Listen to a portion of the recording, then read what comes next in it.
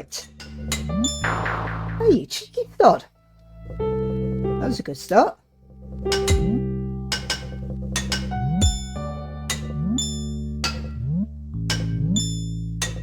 don't know why it feels like an age since I've played it, even though I know it's not. Maybe because I've been doing so much physical work lately and actually doing something about my situation rather than just talking about it.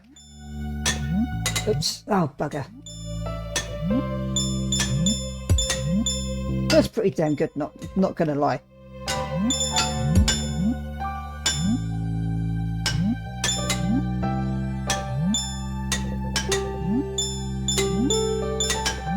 Oops. Oh, blimey.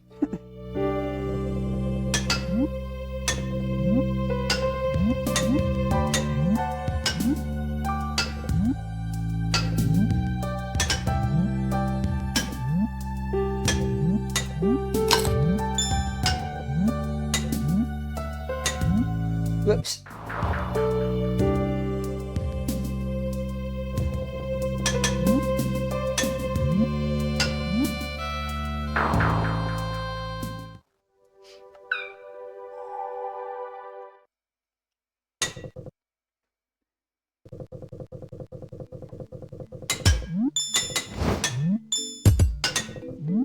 Oh crap.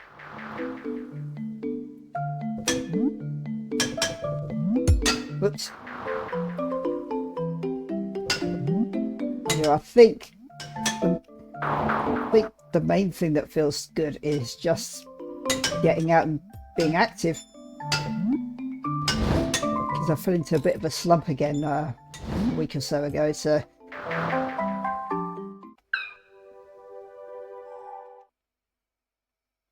even though my body's crucified me for it, because I overdid it. Damn it. Oops. As I often tend to do, for some reason. Oops.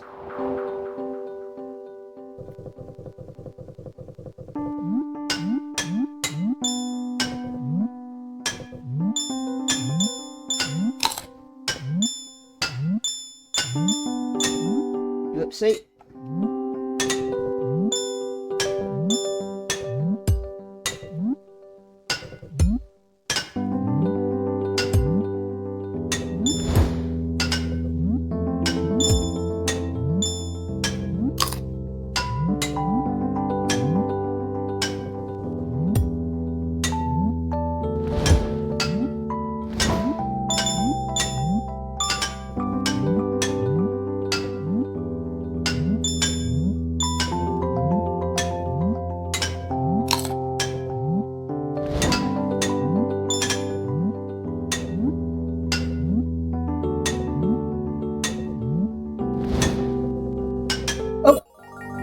Lucky. Oh. I won't be going to the gym for a while, that's for sure. Let my body calm down a bit first. And yeah, it's one way to get some exercise. Pitching a hefty 3-metre bell tent.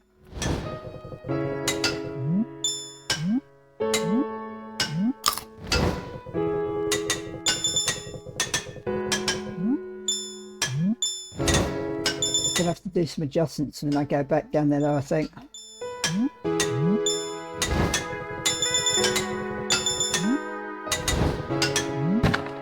Damn it.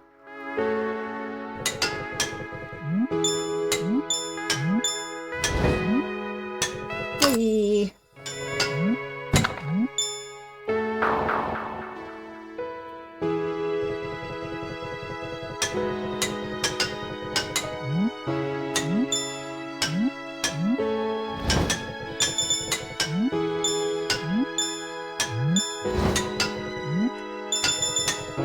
A lot more energetic though, actually.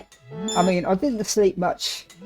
Didn't sleep much the night before because I spent most of it out pitching a tent and admiring the landscape. But I've been sleeping quite a lot just the past day, mainly just to recover from all the recover from the beating my body took. Whoops.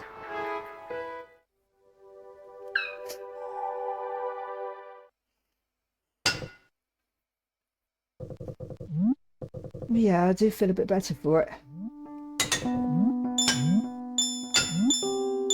Okay.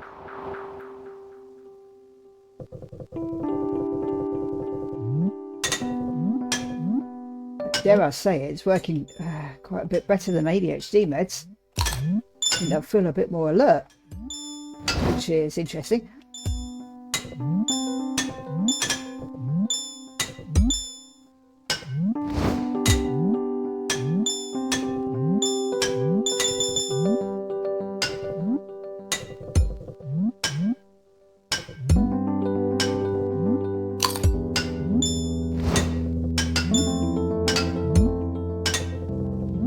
Hey, cheeky bugger.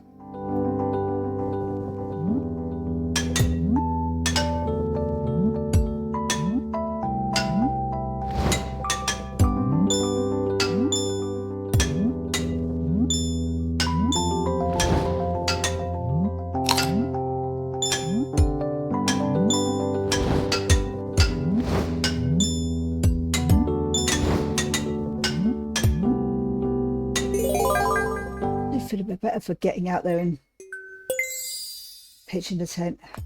Yes, it feels more real. I think that's what it is. I mean, it's one thing just sitting here talking about it. There's another actually getting out there and, okay, this is a thing now. It's actually happening.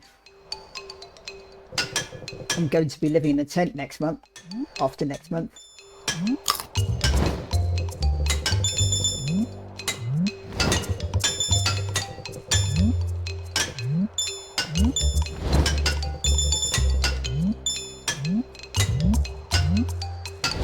Don't feel any better about tackling the mess at home yet, anyway. Oops. Maybe doing that will help. Oh crap! Just giving me more energy to deal with it. I hope, anyway. That's it.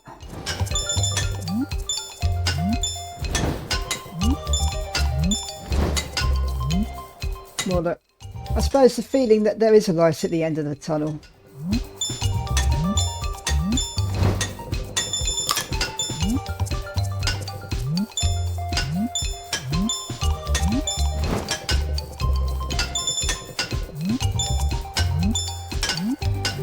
I hope I do get to stay in that area. It's quite nice. But it's nice and well, as you'll see when I upload the videos, I mean, right. Ah! Oh, fucking hell.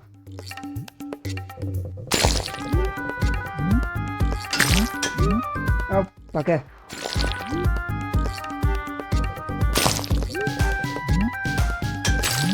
Oh, flip's sake.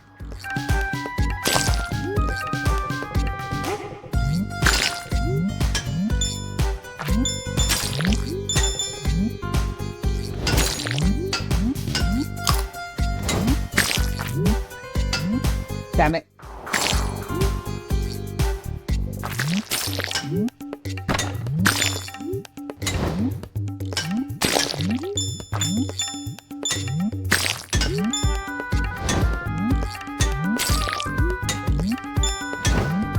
Oops.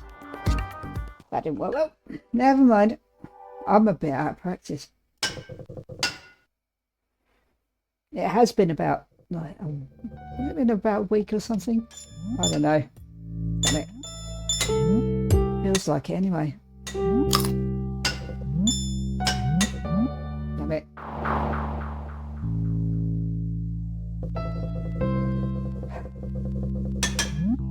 With the time blurs together when you don't have a routine. And I also have ADHD, which makes it worse because time blindness.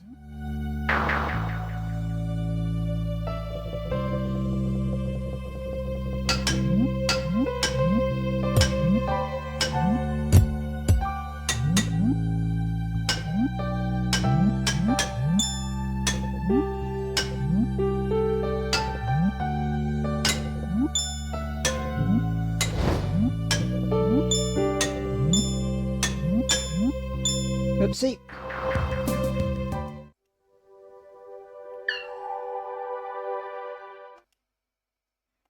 Can I use any other button? Yes, damn it.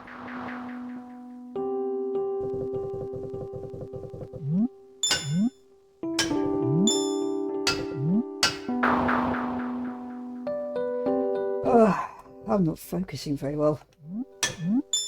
It's probably because it's like,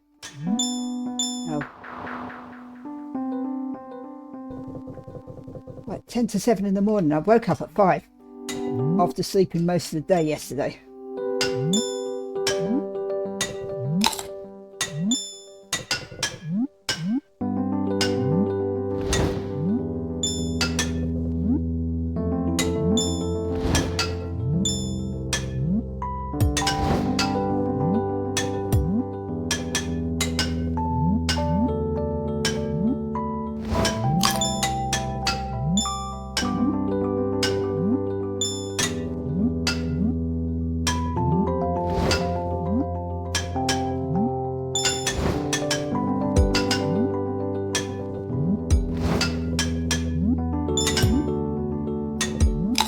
There's something about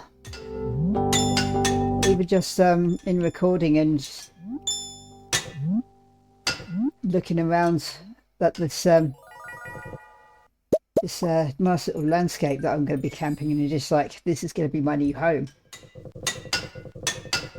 Quite liberating, actually.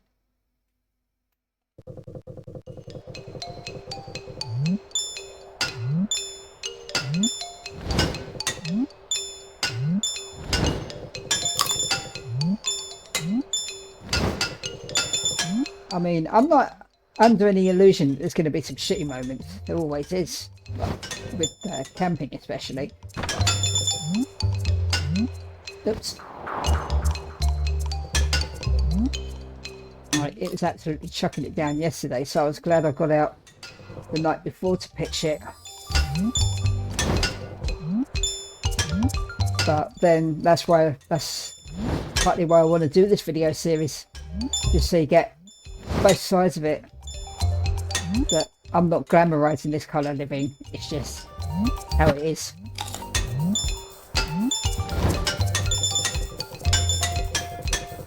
But then I wouldn't be considering this way of living if I didn't think I was going to enjoy any of it.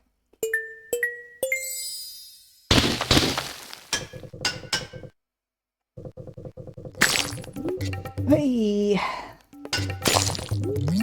Oh my god.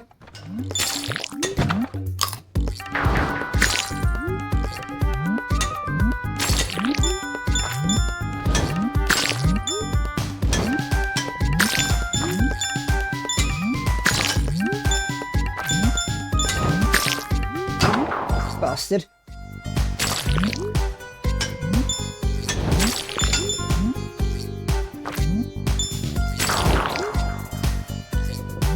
Oh crap.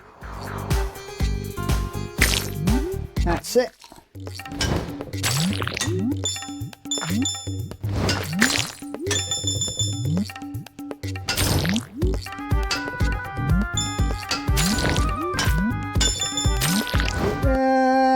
No. Yep. Oh, no. Damn it.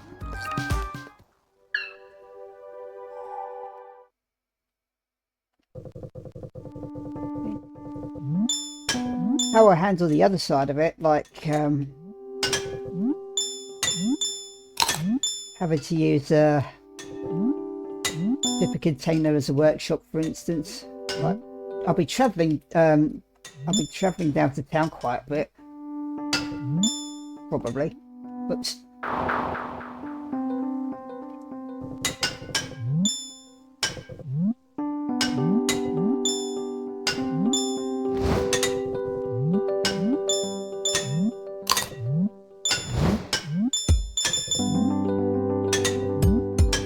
Oops.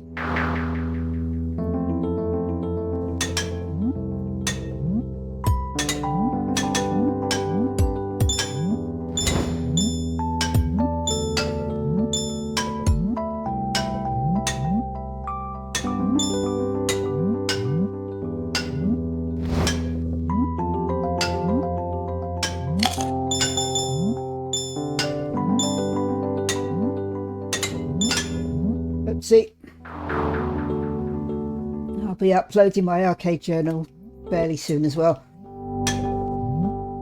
So that's a couple of extra things I've been working on. Aside from this, because after a while you do need to take a break from this sort of thing, especially when like last time I was on here, I was journaling about despairing American politics. So yeah, little wonder I was feeling low by the end of it. I have found out only today that already our Labour government is starting to get one or two ideas from the states, like talking about their own Doge department, like Department of Government Efficiency. I just saw that, it's like, oh god, no.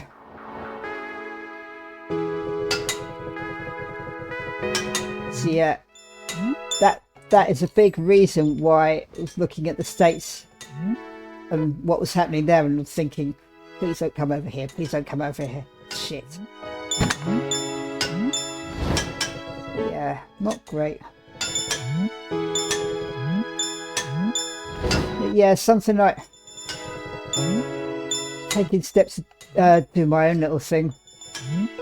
Damn it.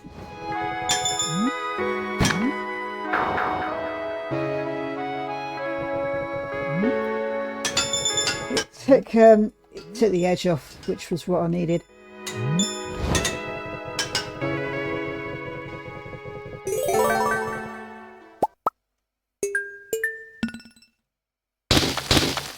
Am I going down there again? Yes.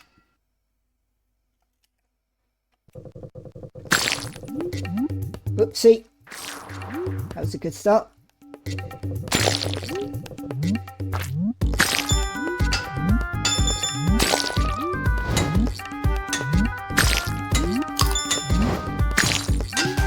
Oh, balls.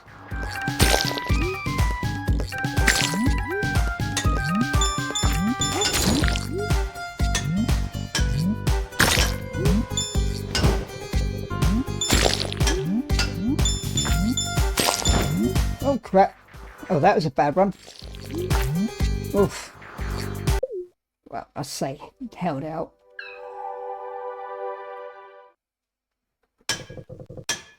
I'm getting Krober's thing with the movies done tomorrow, next season. Damn it.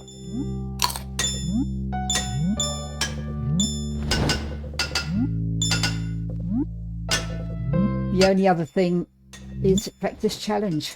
And this bloody thing.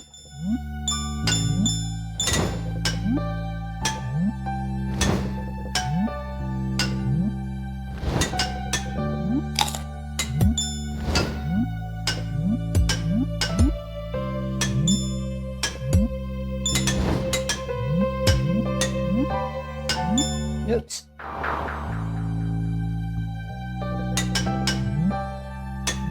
So yeah, doing very well on here actually. So it's just the last in-game achievement with the movies.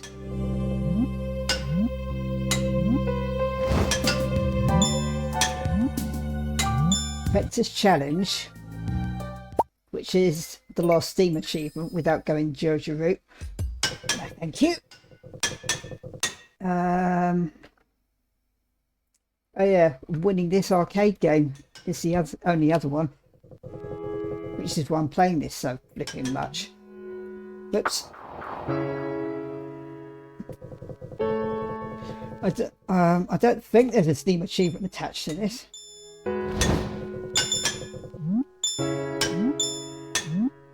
Whoops.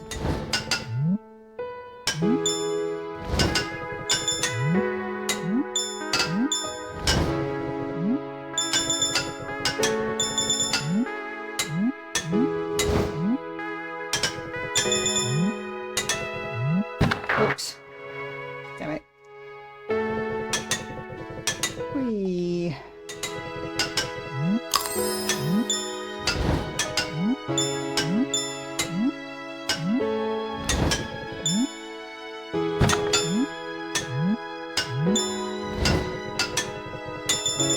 Oh, and if Clovis has a 14 heart scene, that'd be interesting.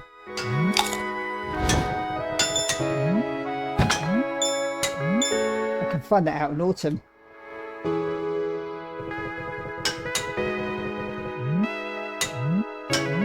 Yeah, if I don't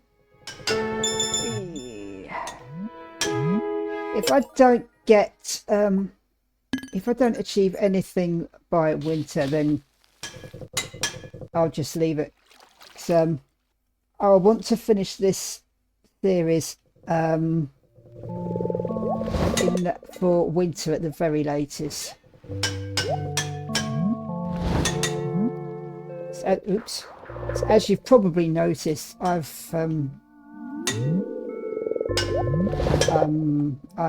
just got to the point where I've had enough now.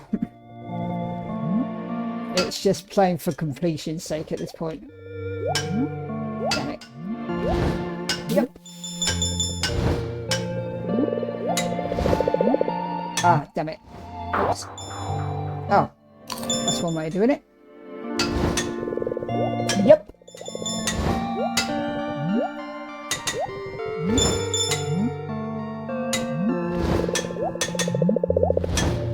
Yep. Oh, curses. It feels like I'm coming to the end of an era as well, actually, this game. I've lasted a lot longer than I usually do with ongoing games like this.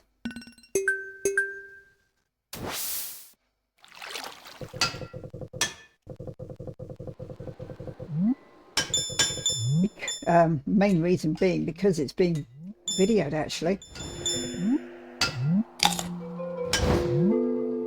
Alright, it's a good incentive to keep going with this with these sort of games, is to have a video.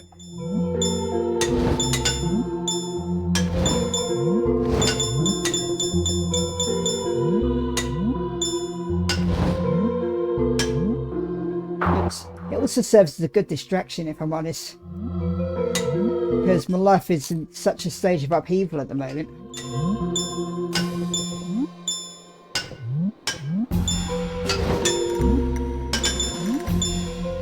Those world in general, really, isn't it?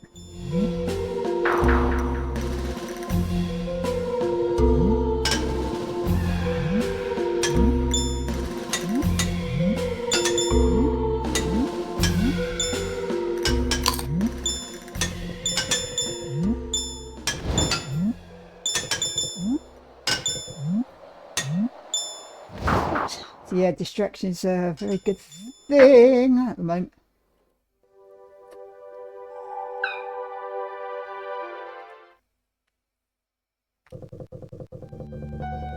Yep.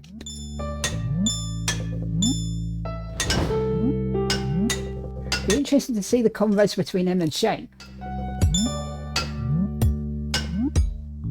Yep.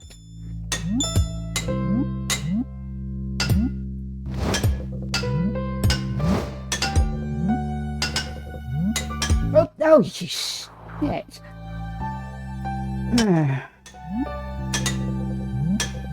Right, noted.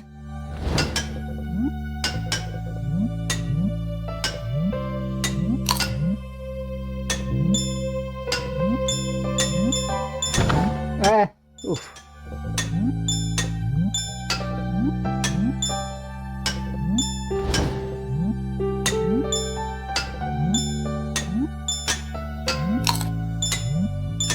Oopsie.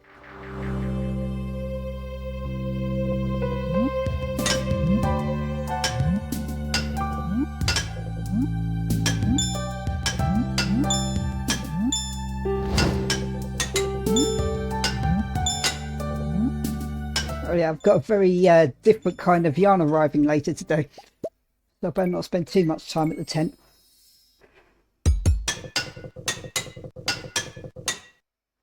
I need to make myself an outdoor rug, and making that with yarn isn't going to cull it. So I found a nice pattern using jute twine.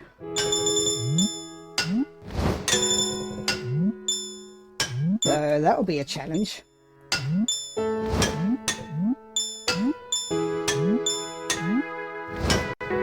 I'll check on the tent later. I might make another recording so you can see it.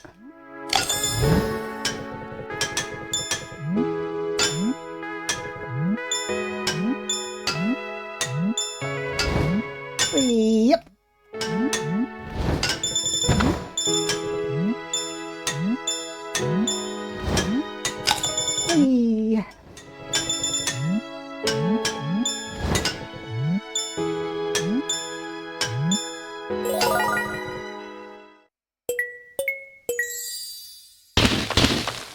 Ah, wee.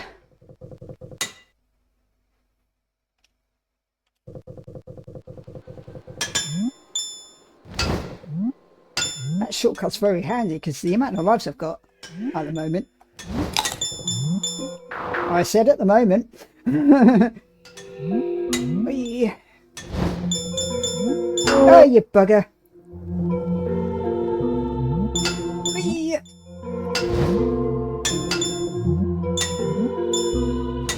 Yep.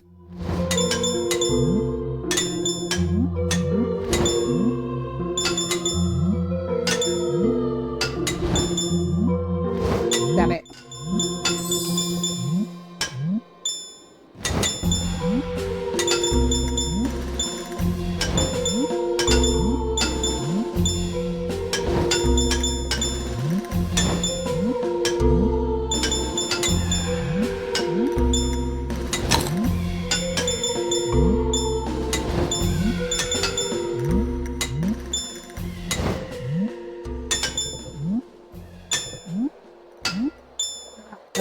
I guess I don't have to worry about going down there at silly o'clock in the morning now, since anyone passing is going to know it's there.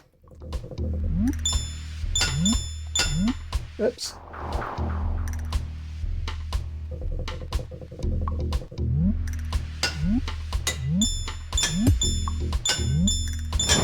Oh, correctly.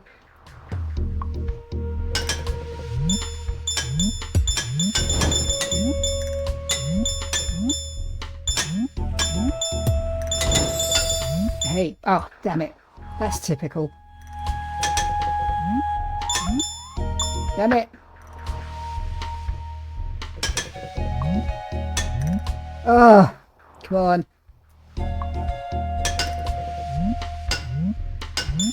No.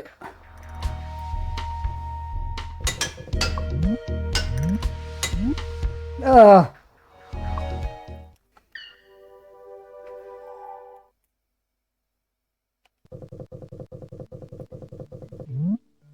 Yep.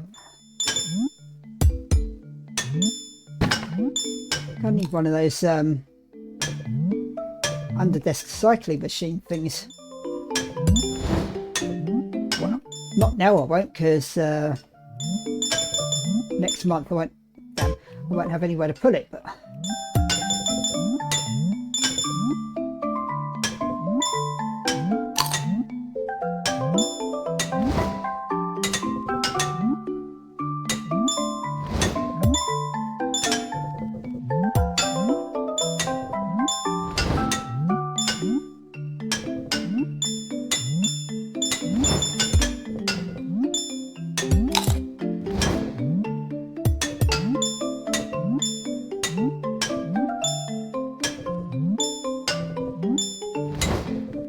I wonder if that was partly why I found the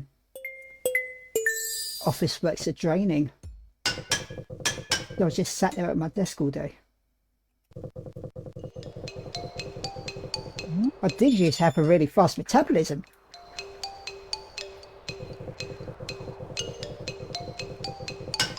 I inherited my dad's greyhound type metabolism.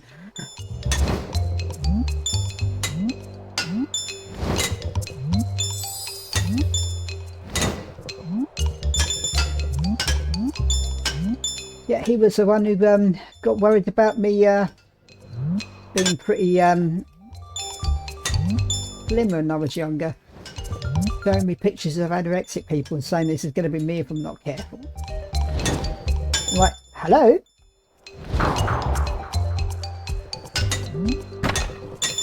Yeah, I don't know.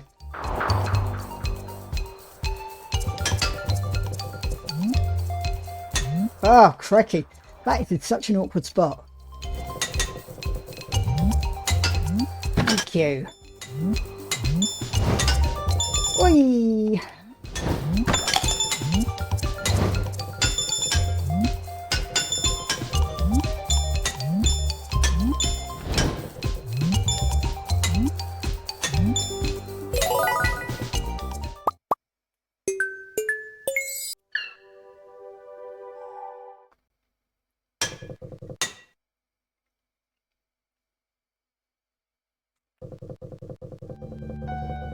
That's up a lot, actually. I knew I needed air. And exercise, actually.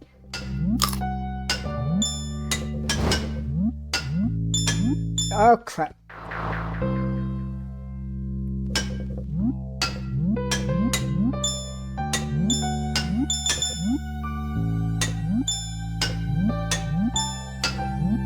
Still, no spoilers, but I love when I trust my instinct. Oh, balls. That is not instinct. That's reflex. Yeah,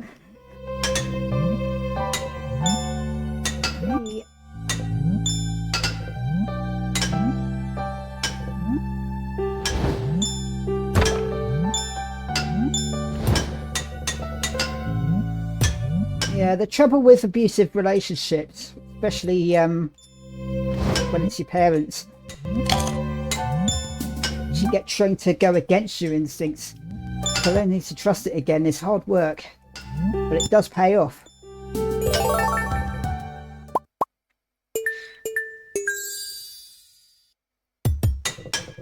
Because when I trust my instincts, good things happen.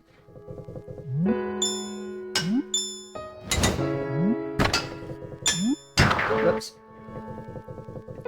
Even when I was looking around this house, when I was looking for somewhere to move to that was closer to work, I had a good feeling about this house. I didn't know why at the time. I just thought, yeah, it's got character. It's a nice place. Then the area's oops, the area's okay. Nice and quiet. But yeah, even though I got caught in this, well, I'd say shitty job. It was shitty for me, but maybe it needed to be. I don't know. It's like the whole thing has been, I guess you could say a learning experience. Well, it has been a learning experience in good and bad ways. Mostly bad for the past couple of years because burnout and everything. But it was when I finally got diagnosed with ADHD. It was when I finally realised that through someone else saying something that, yeah, I'm probably autistic as well. Oh, thank you. Oh, you bugger. I don't know when that happens. Nope. Yeah, it's weird. It's definitely a rebirth, yeah. Shit. How it's feeling just at the moment. Oh! I was hoping to jump off the bubble there. Never mind.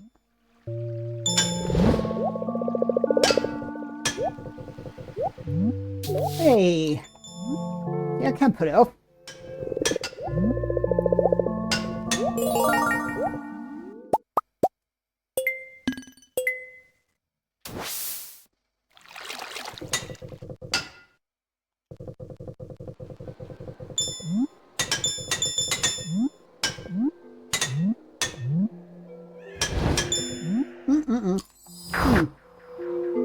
Okay. I got it.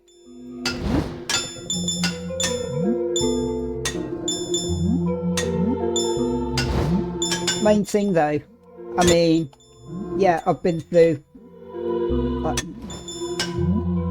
I've finally hit complete burnout. I mean, I've probably been heading towards it for a long time, and that job I had, although it was good financially, but horrible mentally, and it was might even have been what I needed to finally take the hint that I was headed down the wrong path and I really needed to change. And it is funny how, oh god, it is funny how sometimes well, they say you have to hit rock bottom before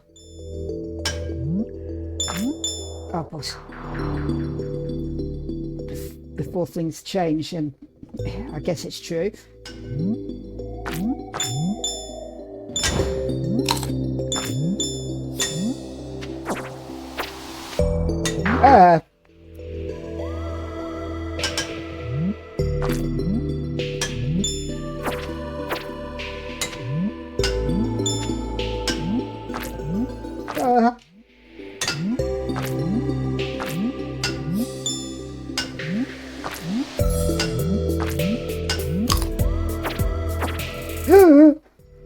Shit.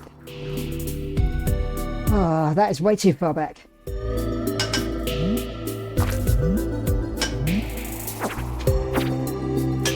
Oh, you shitbag.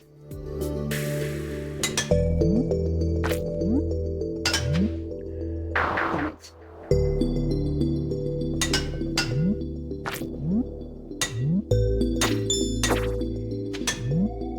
There we go. Ah! Oh.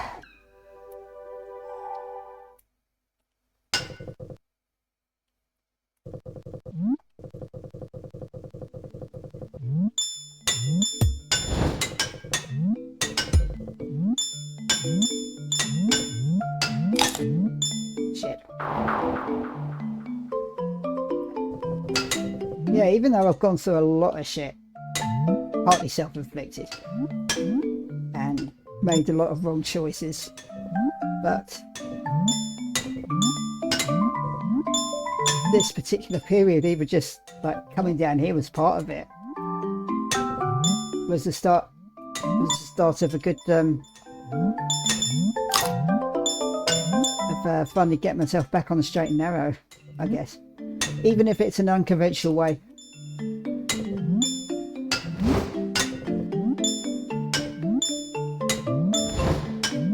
Oops. And it's funny, really. I mentioned I can't remember which video it was, whether or not it was one that you can see or not, I can't remember, but I mentioned pretty early on that this I live in a real life pelican town, complete with mountains and forests.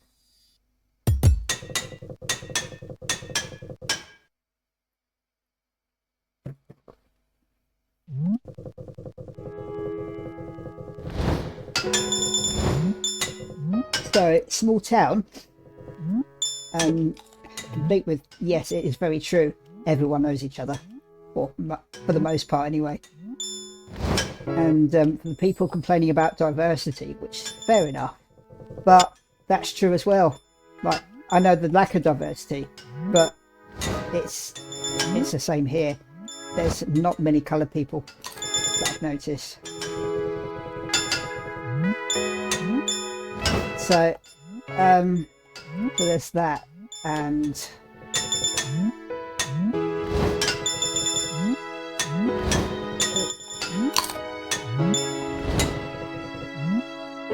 but I know Abby was saying people look at you different if you stand out, and I actually haven't found that. Hey, I was hoping for that.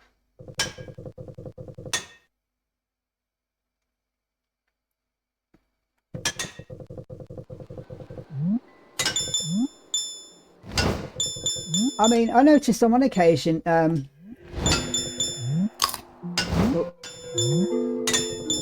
was walking. Oopsie. I was taking a walk along the more popular river walk. I was wearing something a bit more feminine. It was summer, so I wasn't wearing a coat. I noticed a kid looking at me when they were out with someone. I suspect they were trying to figure out what my gender was. So they were talking to their parent about it afterwards. But the parent was having a chat with the kid after that. And I'm hopeful that if it was the kid trying to figure out what gender I am, that the parent actually told them off about it. Not told them off, but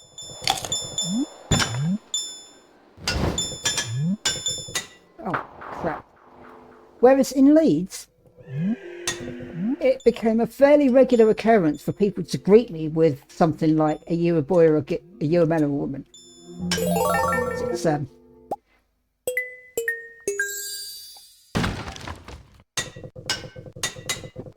It's pretty weird. It's a pretty weird paradox where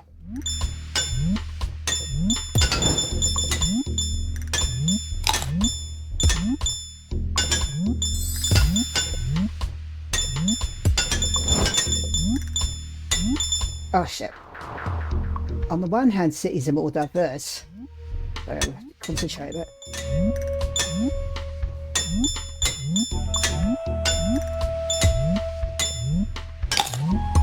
Whee!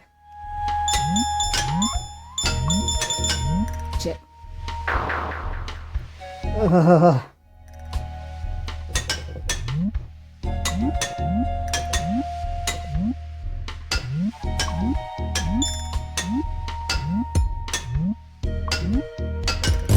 Ah!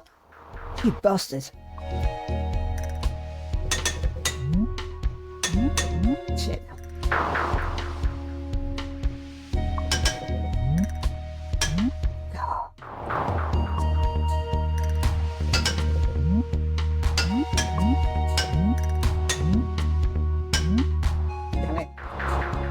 Yeah. On the one hand, wait a minute. I'll pause this because I have to take my meds.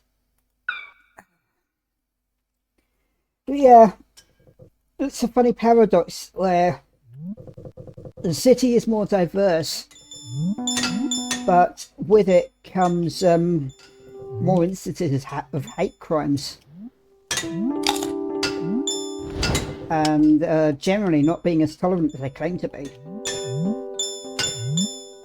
Whereas in the small town, you've got a lack of diversity, but there are quite a few alternative dressed people in this village. And even when I lived in Swansea, which is a small city, but it's classed as a city because it has a university. But it's still pretty small, and I was walking down to a bar. A friend of mine at the time used to run. They'd have these dress-up nights, and they had this little promotion for opening night where if you turned up in costume, you got a free drink. So I went down there in full LARP get-up. From this smaller LARP that I was playing. Walked down from my house of residence where I was living at the time, because I was doing my web dev degree. No one batted an eye. Like, didn't get any stares or anything. There was, I think there's still a bit of homophobia in that city though, I'm not sure. But,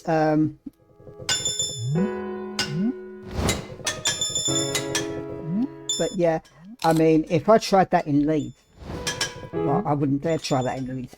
Put it that way. I don't know if I could. Oh, if I could get away with that here, but the fact that I was looking pretty femme one summer, despite having a full like I hadn't shaved for a while, so I had a bit of a beard going, but still no one gave a shit. So whoopsie, it's just that one. There we go. Whee, doing doing. Whee.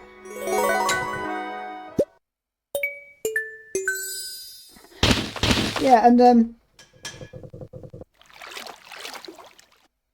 because people tend to know each other, and even if not, I mean, one thing I had to get used to on the culture shock level is, let's see, I think it's from what I remember, it was similar when I was living in a small town up North Midlands in England. I can't remember now, but ah, damn it. Especially in South Wales, it's so much easier to just randomly start chatting to somebody. I mean, oh crap! I've had a couple of times where I'd just be shit. I'd just be sat on a bench by the river, or more of a lake, that kind of area, and this older woman approached me, asked if I wanted to chat.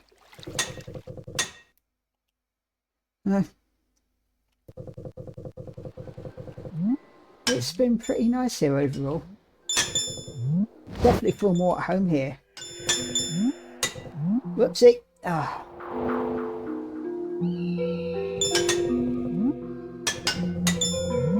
That's it.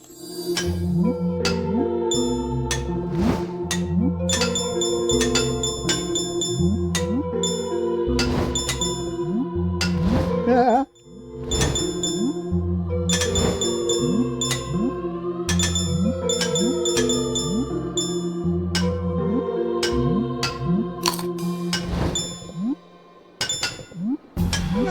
Oh, damn it.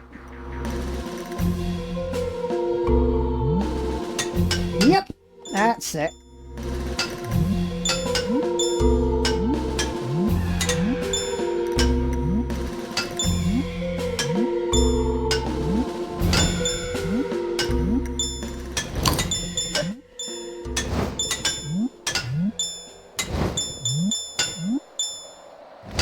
Yep. Nah, nah, nah, nah, nah.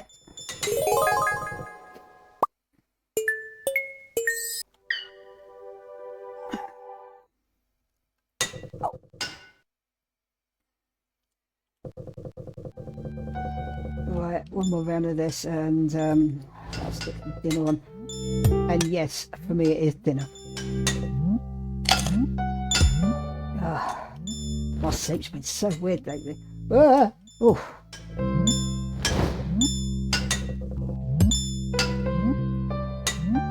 Ah, phew. Ah, nearly. Yeah, I knew it was around somewhere.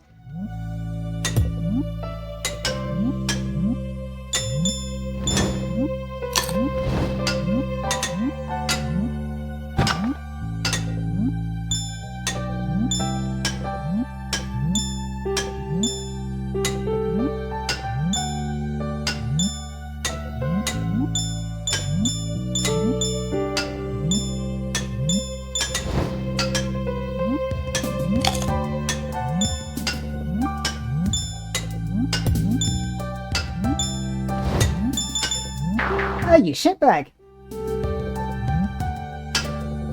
Thank you.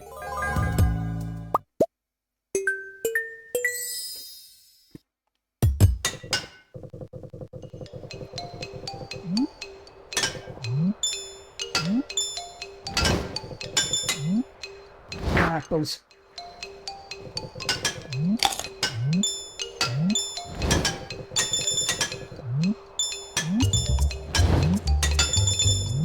Oh, damn it.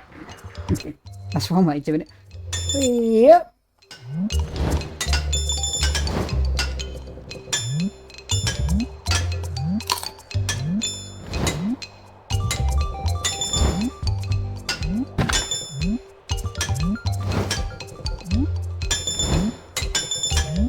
Ah. Trying to be clever. Don't work.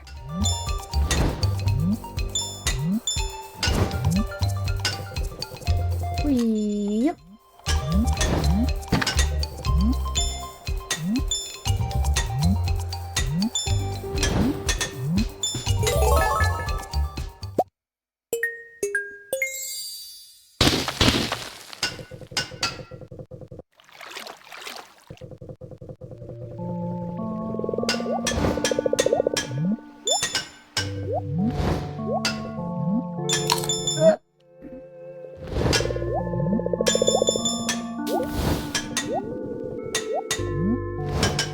Yep. Damn it.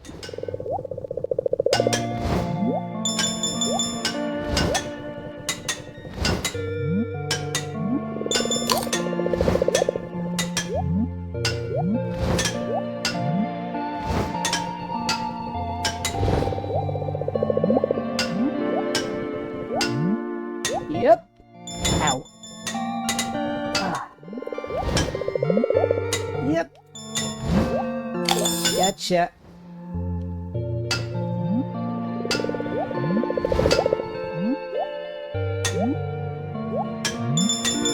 Okay. Oh, God, my legs. I need to do as little walking as possible next few days. And this is where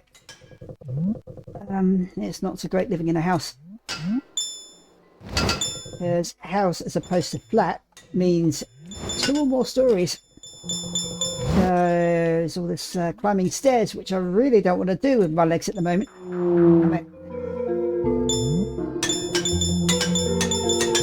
Oi.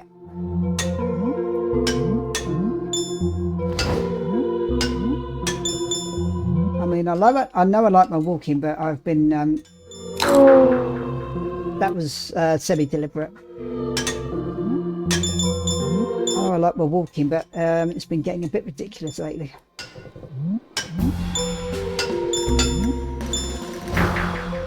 Oh well.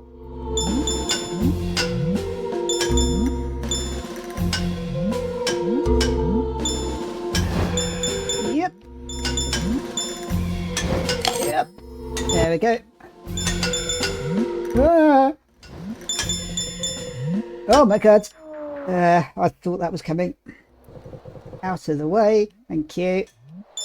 Yep. Damn it. Hey.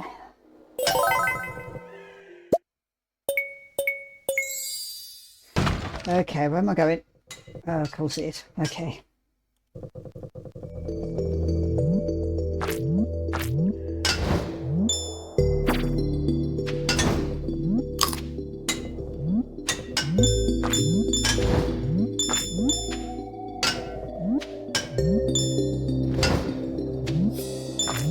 Oh shit.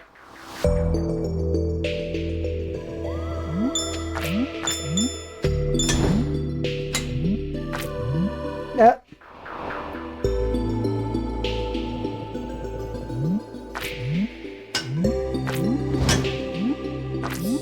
Oh shit.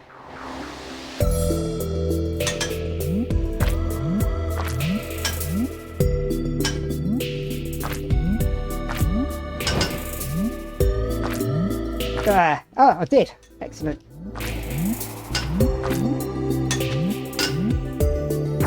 Shit, you bastard.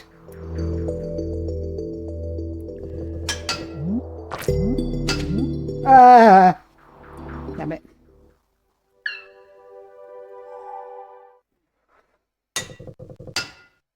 I mean, it feels like I've taken a low to medium dose of Elvance. Minus the anxiety.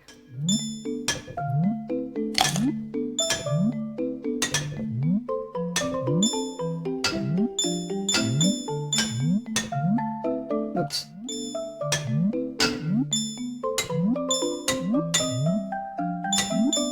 Now, I'd wondered for quite a while what people would mean by working with their disabilities rather than against them.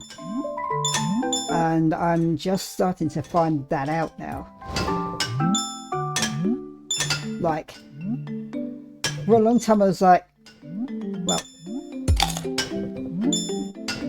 especially once you put a name to it and you know what's wrong with you, it's like, how do you work with your ADHD? I just found that out now.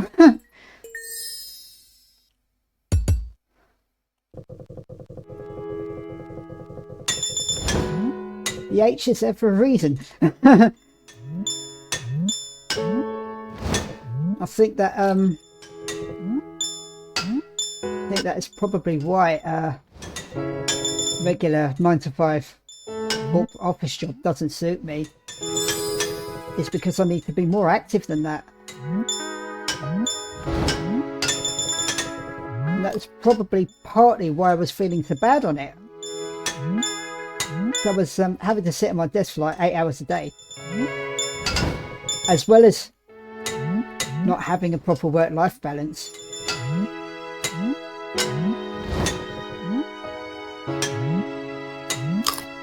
Well, a lot of it actually, like the whole working for a big corporation, and I felt so out of place.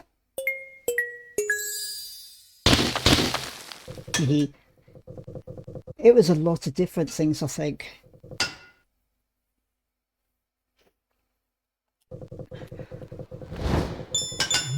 But I'd forgotten how active I actually need to be.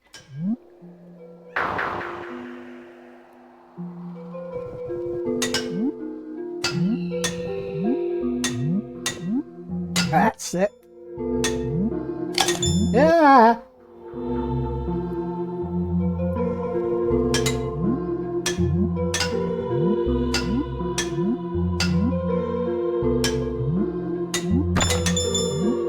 Apples.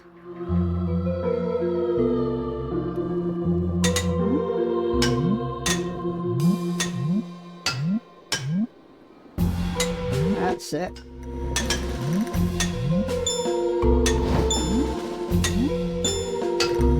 Oh crap.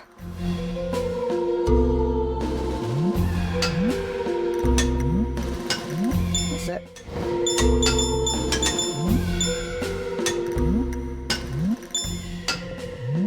I certainly feel a lot more focused.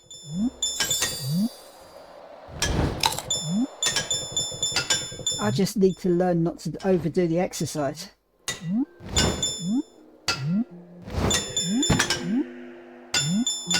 Because that's when I don't want to get out and exercise because my body's killing me, and then I fall into a slump.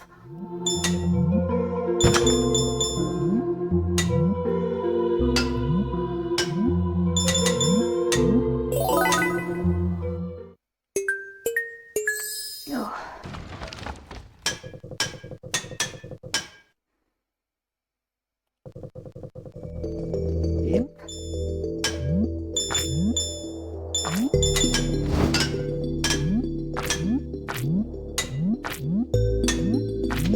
Ah.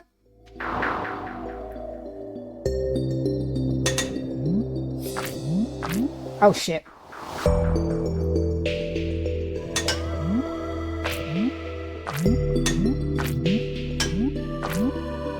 Ah, flip.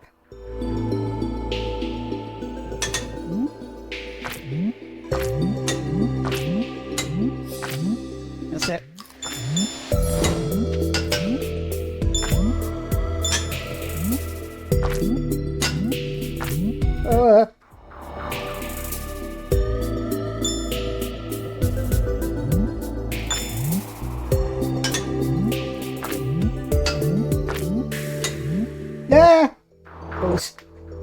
way overshot there.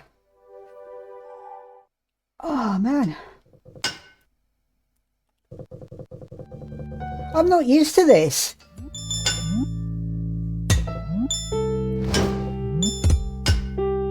Oopsie, damn it.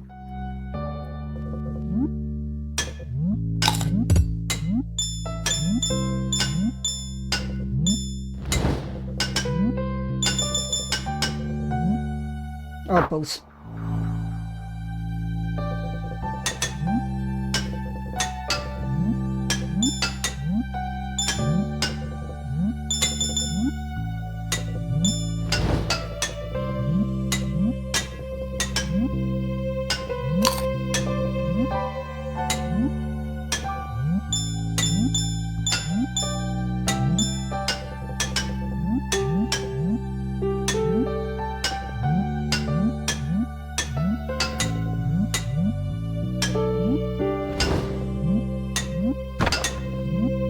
Damn it.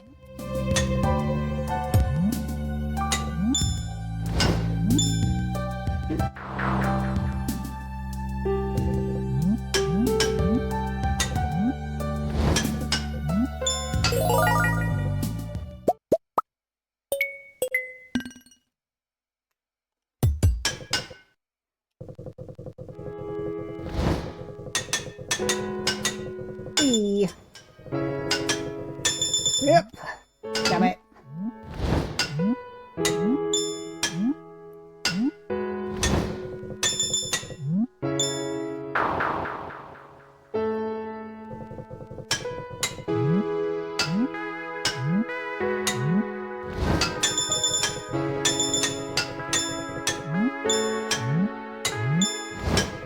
Three. Doing. Ah.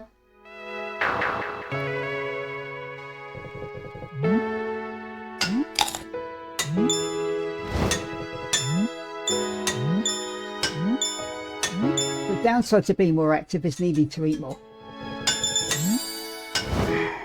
Whee! Which isn't great when you're running out of money.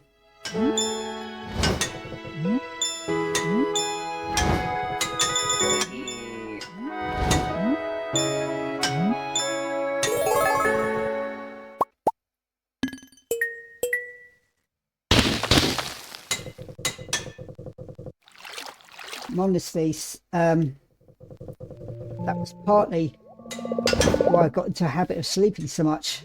If I'm asleep, I don't have to eat.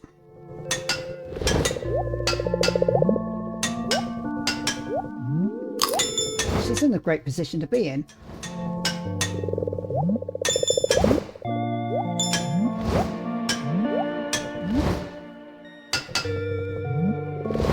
It's pretty ironic that I'll be financially, look, see, I'll be financially better off once I'm out of the house and living in a tent because of the money I'd save on bills.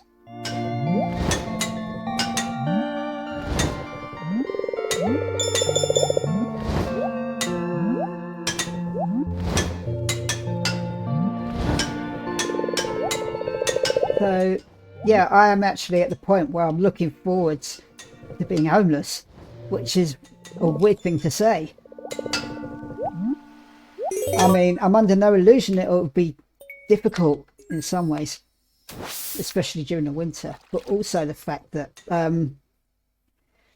I'd mentioned before, I think it was in the journal, which I'll upload shortly, fairly shortly, but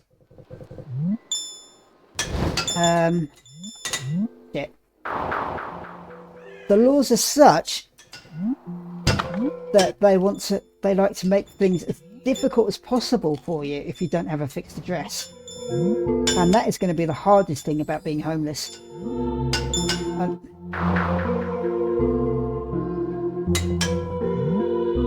I will say that I'm actually surprised that I've gone as long as I have without being homeless until now, and it's pretty weird how things have worked out. That by the time, oopsie, by the time it has happened that I'm going to end up without a home, it's actually going to work out better for me in the long run.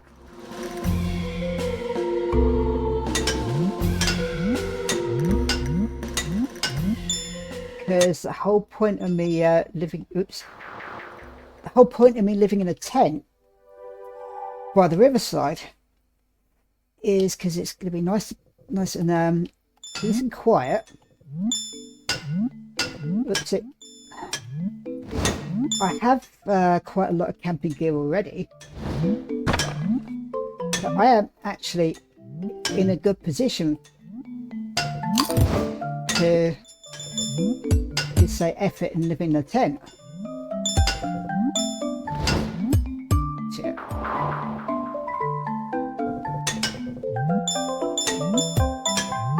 And unlike the poor folks living in the city, or trying to live in the city, where they end up sleeping rough or whatever, there is actually room out there for me to sleep without bothering anybody or being at risk of having to get moved on. Being at low risk of having to being moved on. The focus on trying to make it illegal to be homeless without saying it, if you know what I mean. Like, trying to make it illegal without making it look like they're trying to make it illegal. But we all know that's what they're really doing. Especially with this police crime and sentencing bill thing. But, oops.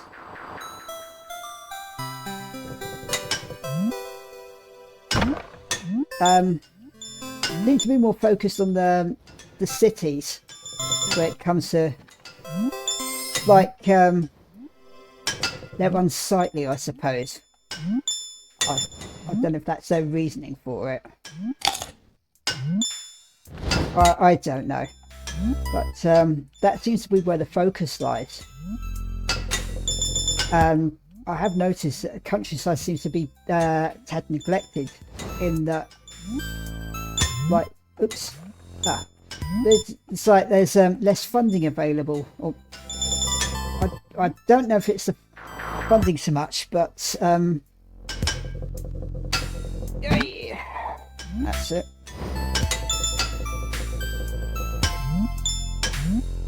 I mean, you hear of these initiatives. You hear of these initiatives in the city, like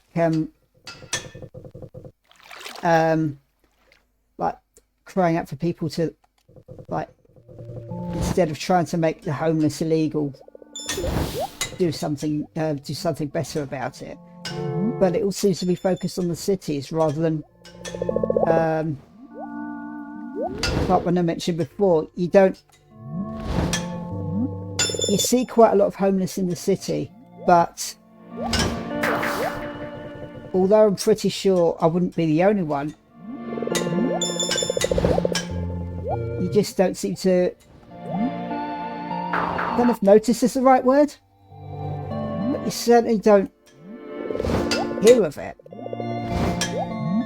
I mean, oops, I can only suspect that a lot of people with blacked out car or camper van windows are sleeping or living in their vehicles, just because I've spent enough time on car dwelling or van dwelling subreddits to recognise the signs, if you know what I mean.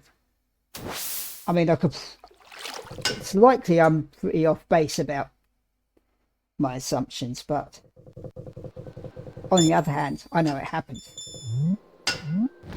So, I mean, especially given the cost of living crisis, and whoops, like, it's hard for people everywhere now just to stay afloat. And semi-rural villages are more likely to be in deprived areas, if that makes sense. So it's not an unreasonable assumption but there's going to be a fair amount of homeless in the village as well.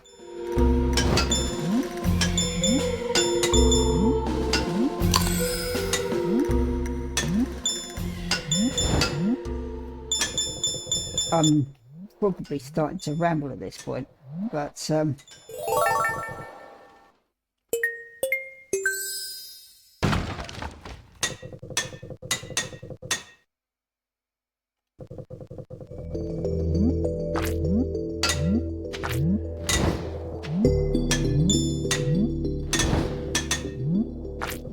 oops.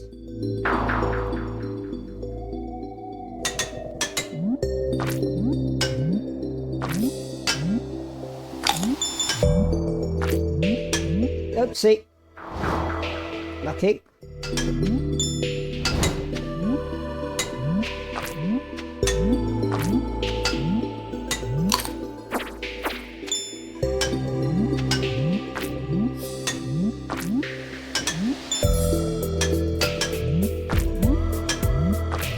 Oopsie. Oh, flipping hell.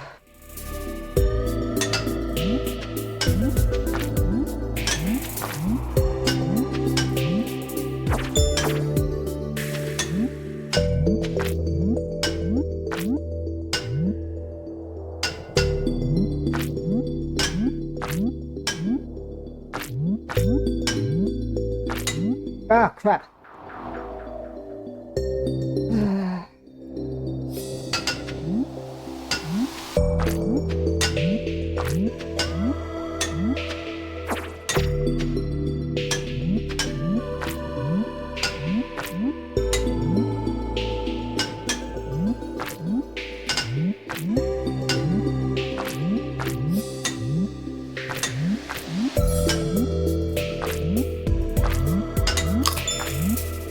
Shit. Ah. What's it? So bloody well as well. Never mind.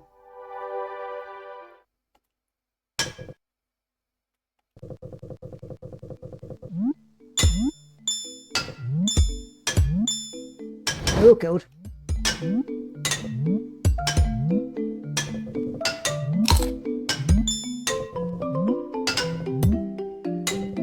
One thing that gets me though, talking about this cost of living and like, not even that though, like not everyone wants to live in a house. Damn it. Like what I was saying about like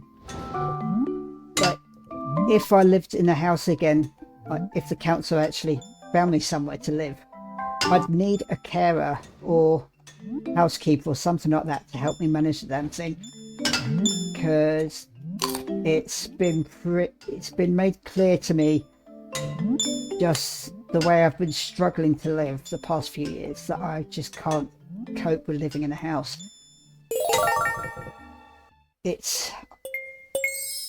I don't know if it's the size that's overwhelming, but I mean, when I've moved into places before and I've been so happy and I was like, I'm gonna look after this place, and then after a while it doesn't happen. I don't know if it's that I find it's find the whole thing overwhelming, I think. Like too easy for me to get sucked into the materialism side of it and like, I have all the space, what do I do with it, sort of thing. And then the dopamine seeking kicks in, where I start filling up with shit. But I start browsing online shops and like, I like that, or I could do with that, or something like that. But I don't know how I came to the conclusion that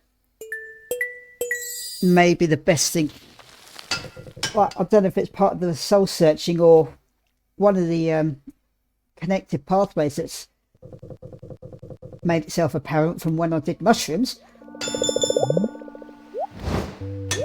I'm pretty sure that's what this is, actually. Like, if it's delayed reaction or what. Oops. But the way magic mushrooms works, especially when it comes to helping with PTSD, is that while PTSD damages the brain by closing off neural pathways, they're attracted to this linear kind of thinking.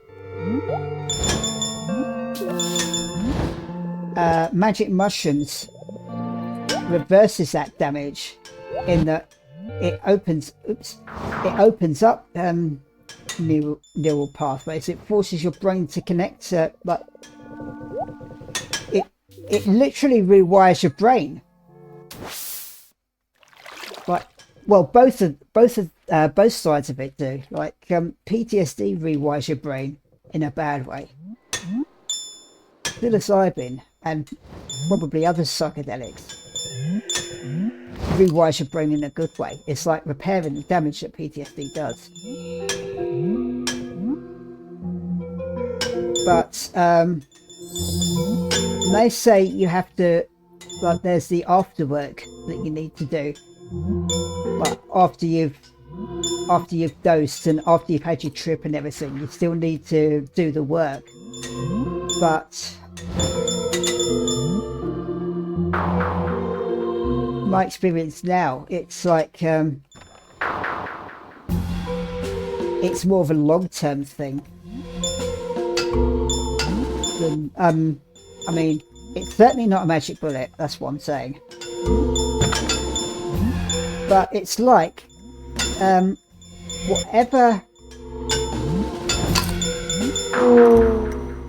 whatever reparative work the mushrooms did, it's starting to take effect now, I think. I mean, pathways aren't going to be fixed overnight.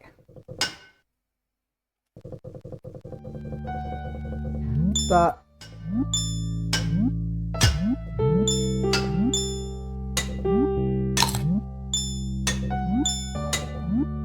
yeah, I'm pretty sure that's what's been going on here, because there's a lot of conclusions I'm coming to about myself that I never would have dreamed of otherwise.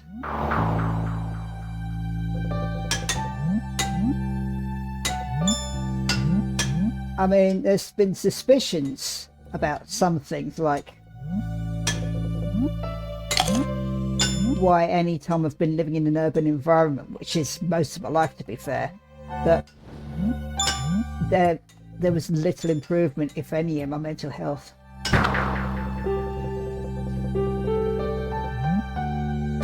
And there are these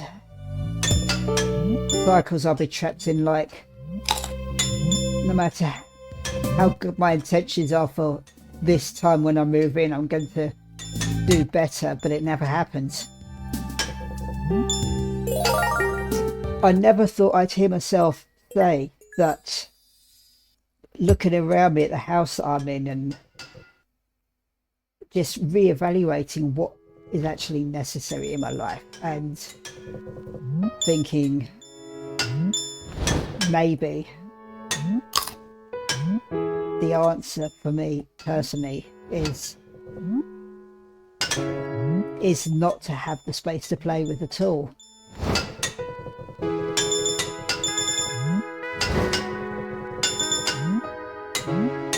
Not only because it's less to keep clean, but it's also like, what is it I really value?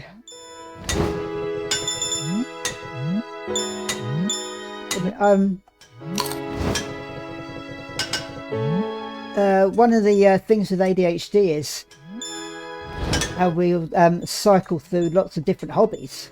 In fact, it's a kind of a running joke among us.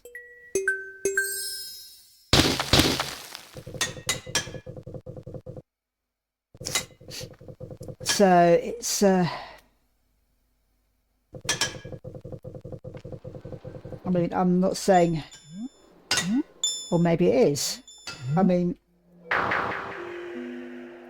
heard microdosing LSD was good for ADHD, but maybe magic mushrooms have been helpful for it as well, because all this time I've had for soul searching and just reconsidering what it is that makes me tick and what kind of interests I really have.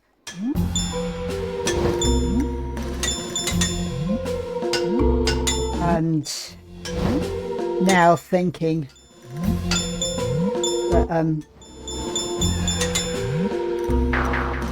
that I need, well, it's definitely a need that I need to declutter and just there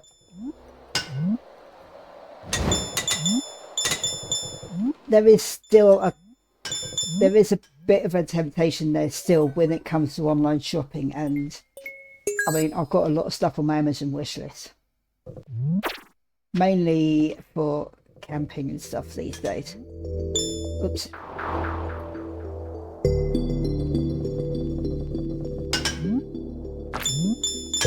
Oh shit.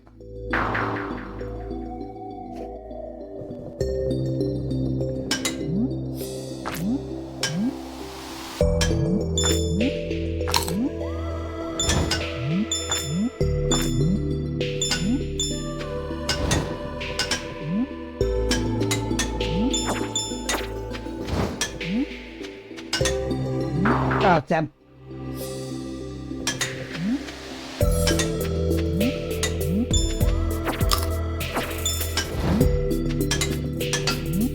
Damn it. Hey, cheeky bugger.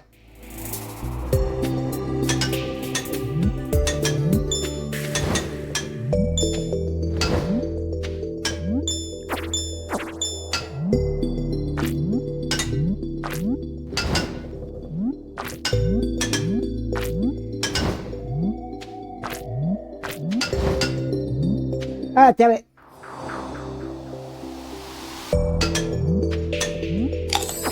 Oh shit. Nearly there, come on. Ah, damn it. Ah. That's a problem with the later stages when you're journaling. You have to concentrate.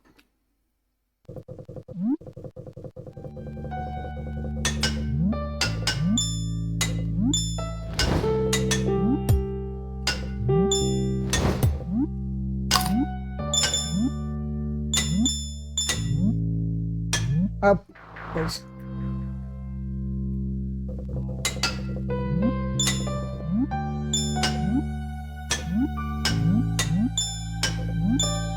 Yeah, it's really strange how it's all played out.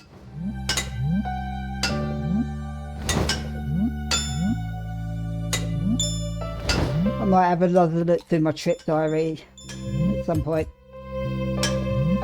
just to see how much, if any of it, makes sense now. I do remember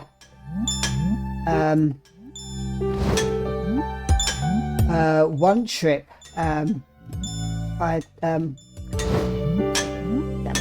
okay, so how the trips have worked in my experience is I spend the come up and the trip itself, actually I don't know if unconscious is the right term. It's like I'm asleep, but it's deeper than sleep. I'm not sure if it's an unconscious state or what. It may well be, actually, but especially with higher doses, I definitely astral projected. And the thing, but the problem I tend to have is this thing that I mentioned with determination being my greatest strength, it can be a good or a bad thing, because it's like there's an element within me that it's like it absolutely has to be in control. But if I feel myself losing control of the self, there's something inside me that's like, no, you're not losing it. It's like when I came off my bike and I did lose consciousness there. I think I was unconscious for about half an hour, apparently. And I say apparently because that day when I came off the bike, I have very little memory of that day. Because when I say what happened when I came off, I'm going off a combination of what I've been told and talking to the person, a couple of people. Oops. Afterwards, like this, when the bike got serviced, that apparently there was a low tyre pressure, which is probably what caused it. But it was only through talking to those people that I've managed to piece together what actually happened, because I have absolutely no recollection of it. But when I was in hospital and I was so I'd come to, but I was so out of it, like things were just passing out. Oh boy, like things were a blur.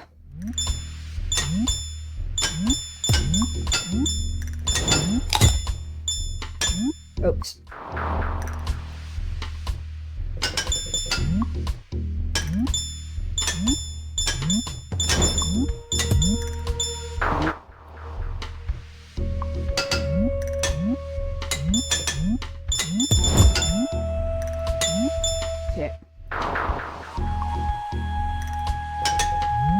Yeah.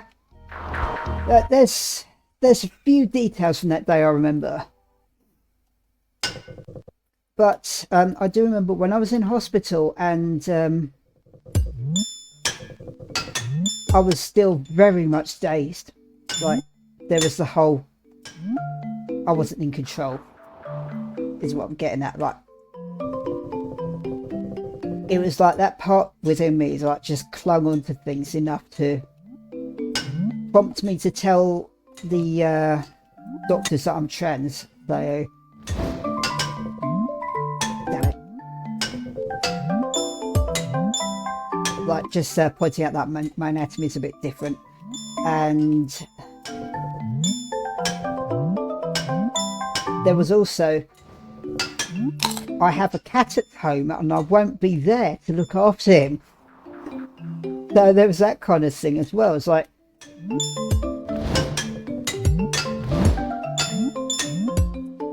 so there was what I'm getting at in a very roundabout way. It's like that that inner part of me that was trying to keep in charge of the situation when I came off my bike. It also somewhat interfered with when I was tripping on mushrooms, because the whole idea is you just let yourself go and let the mushrooms do them and let the mushrooms work their magic.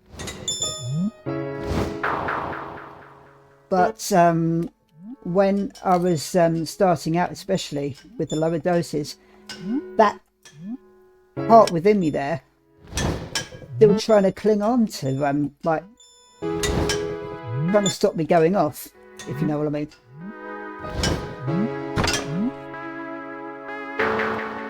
But with the higher doses, it did eventually let go and just let me AP, astral project. But damn it, even at those lower doses,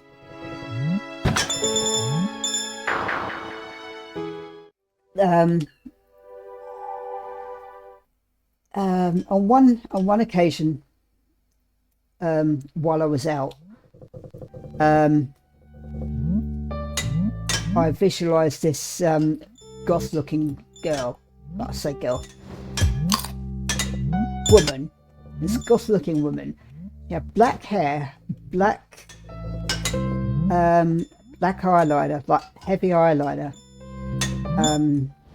smoky eyeshadow, I think, or was it purple? Yeah, black lipstick, purple streaks in her hair. I also, during that trip, saw, it was pretty weird, as it went through, there was this haunted forest type thing, and there was also like a clearing within the forest, and like unlike the there was a darker side to the trip, and then there was this lighter side, like it opened out, like it was a beautiful forest, and it opened out into this clearing with a lake and a waterfall, and there was this woman dressed in white with red hair. I think yeah, and it's just basic, it's like sort of a purifying symbol, I guess. So possibly signifying the death and the rebirth that I was going to go through, thinking about it.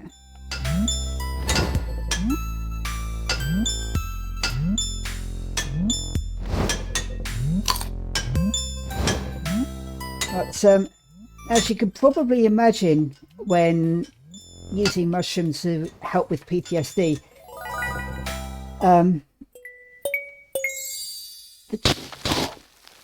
the trips, and well, probably not trips by this point, because well, the trip happens when you're unconscious, but then there's I suppose the come down, where you are, well, you're conscious, but you're lucid, but it's when you're able to walk around and see, but it's also when the hallucinating start. And my hallucinations during that time are pretty gnarly, because of the nature of like everything I've been through and stuff. Damn you. But I would look in the mirror and I'd see this horribly disfigured face looking back at me. It's like there's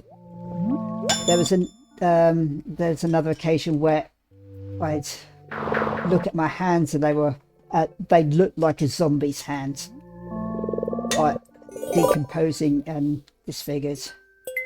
It was like it was like I was a zombie.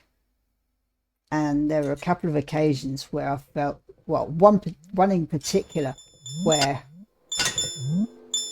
I was walking downstairs because I was hungry, but I didn't actually make it downstairs. I actually ended up bedazzled at the top of the stairs, unable to move, and like I wasn't in physical pain, but emotionally I was in agony, to the point where I felt like, am I actually dying here? And I was actually like,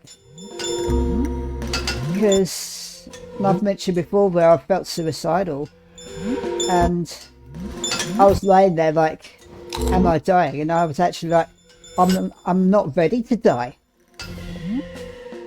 No, that was pretty eye-opening.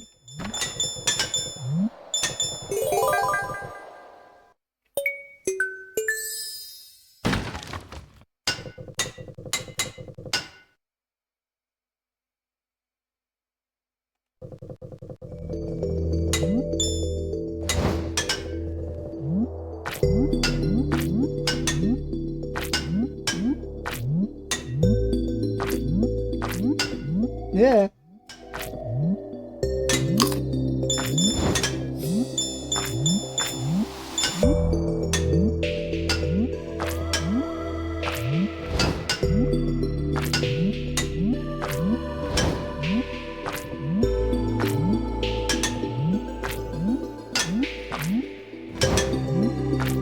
Oh shit, you bugger.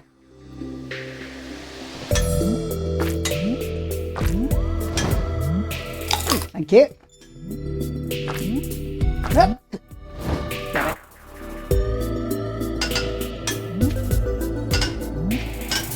Hey. Oh boy.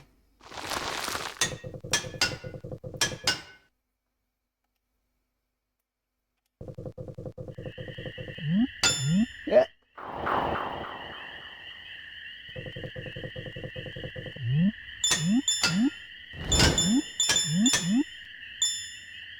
Damn it.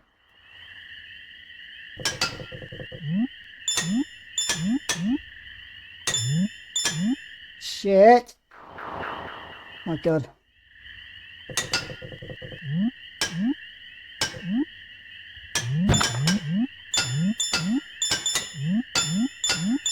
Oh my god.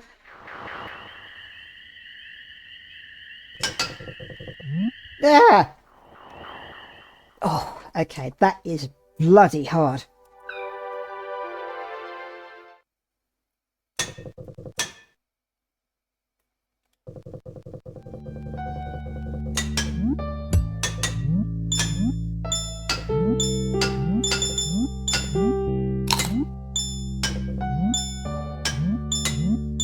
Damn.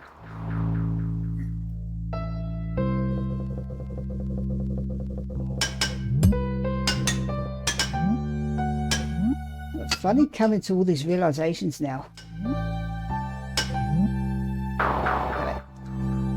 And some part of it's like, why now? But another part, I don't know. I mean,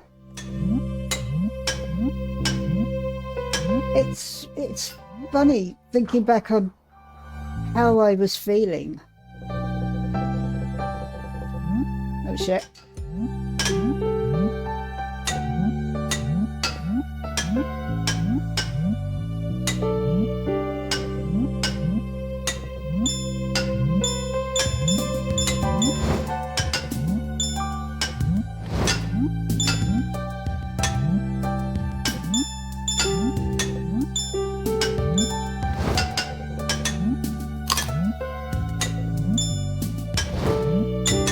I'm never going to be completely better.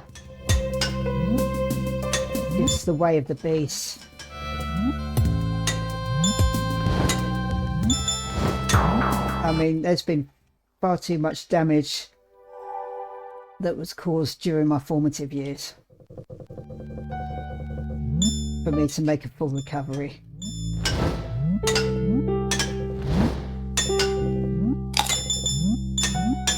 That and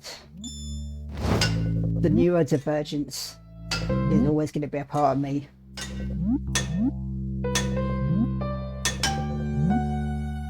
I mean, I'm starting to find out how I can work with my ADHD. The question now is going to be, how do I work with my autism? Yeah. And how do I reconcile the two? Is the other thing, because in some ways it can, well, I know certain medical professionals have been wondering whether ADHD is a subset of autism. I think just the fact that ADHD can be treated with medication, whereas autism can't. Should put a stop to that idea. But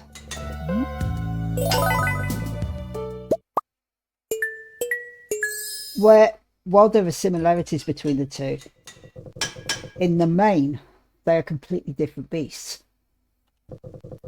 Because ADHD thrives in chaos. Autism hates it.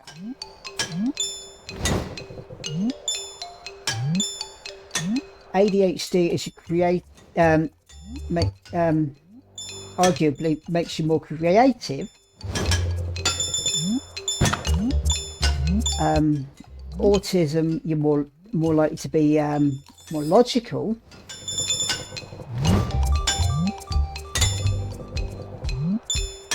ADHD is notoriously disorganized and like always losing things. Autism is very much organized, and like I've had people tell me before that I'm really organized. ADHD, depending on the flavor, of course. The hyperactivity in ADHD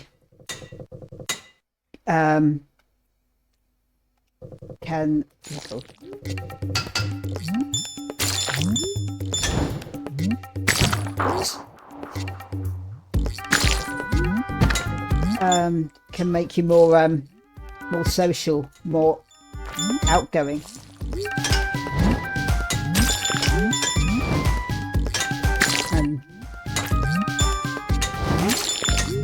See, to the point where it's hard to let people finish speaking.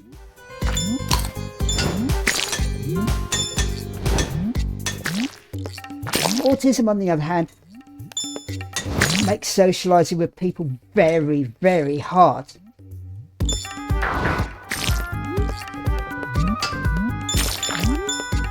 It's partly because of the bluntness, although I think that's a neurodivergent thing in general. Damn it.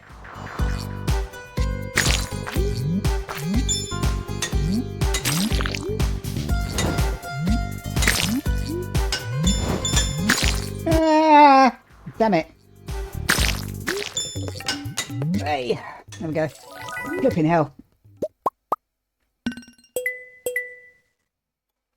So, I know I wasn't focusing at all when I was talking about that. Yep. And that's the other thing as well. With ADHD, you're often cycling through many different hobbies. Whereas with autism, you have... Right. Here, you have what's known as special interests.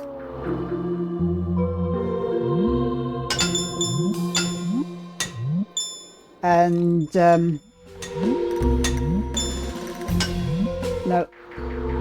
autistic people tend to struggle with any changes to their routine, like very rigid. Whereas with ADHD, you're always changing stuff, but you don't plan because you know plans will often go astray.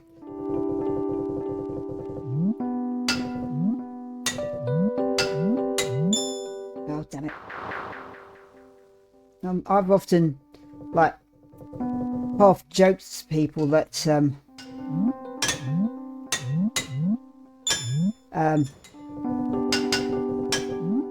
sometimes the autism keeps my ADHD under control, in that if I wasn't so organised, it would be chaos. On the other hand, it sometimes feels like the two are conspiring against me to make my life hard. So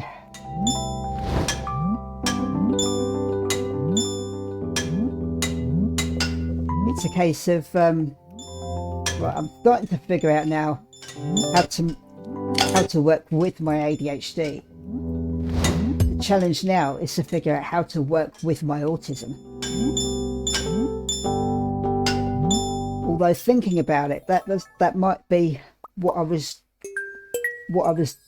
doing with embracing the technology side, where like the coding, for instance.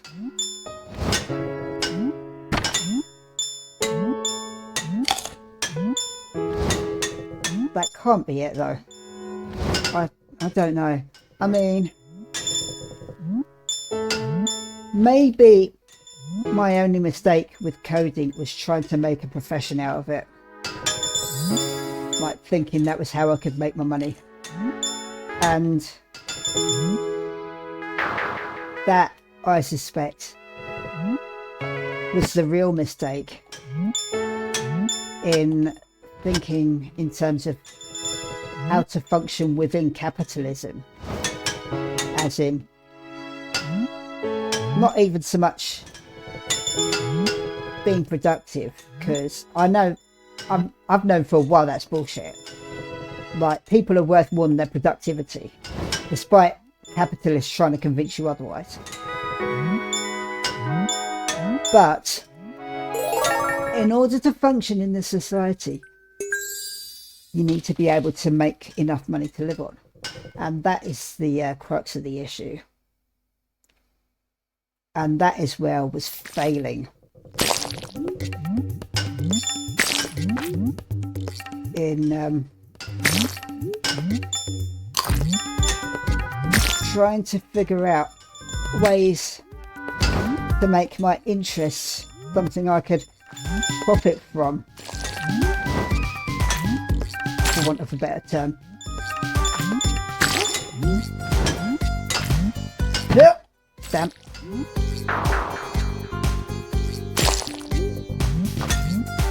Yeah. Oh crap.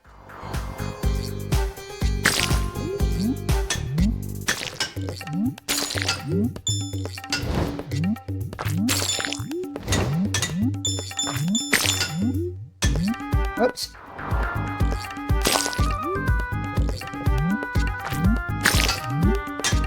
Ah! Keep doing that.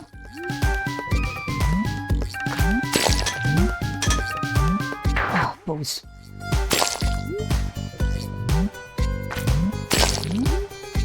That's it.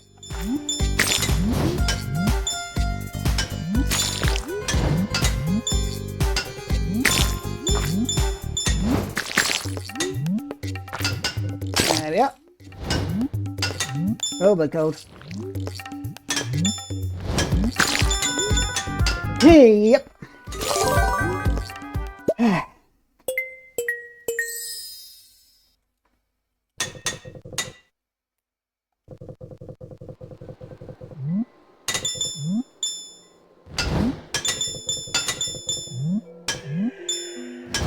Damn it.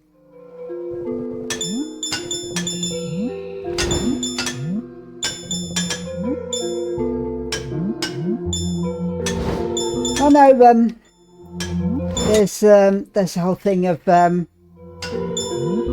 when trying to find a career for yourself, trying to make it something you're passionate about. And I mean, if say even that's the way your brain's wired, I don't know how much of it is down to that actually. Oops.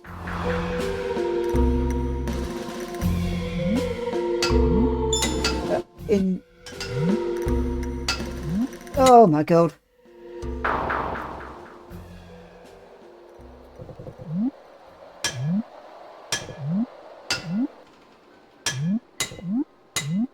I mean, when we talk about wiring, it's not necessarily down to neurodivergent or neurotypical even.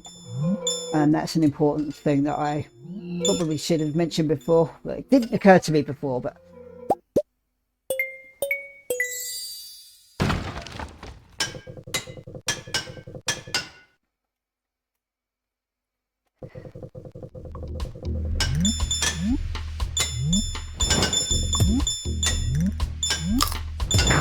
Damn you.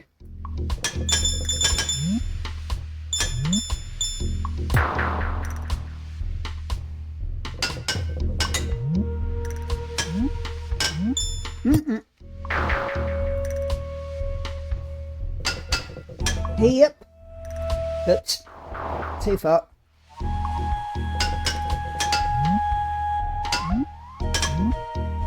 That's it.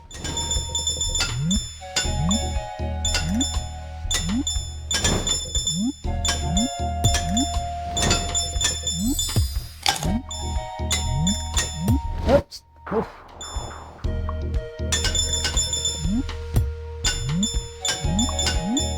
Yeah. Right, I need a drink.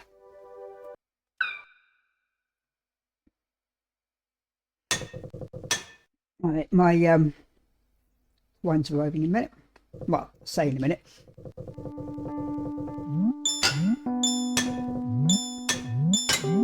Damn it.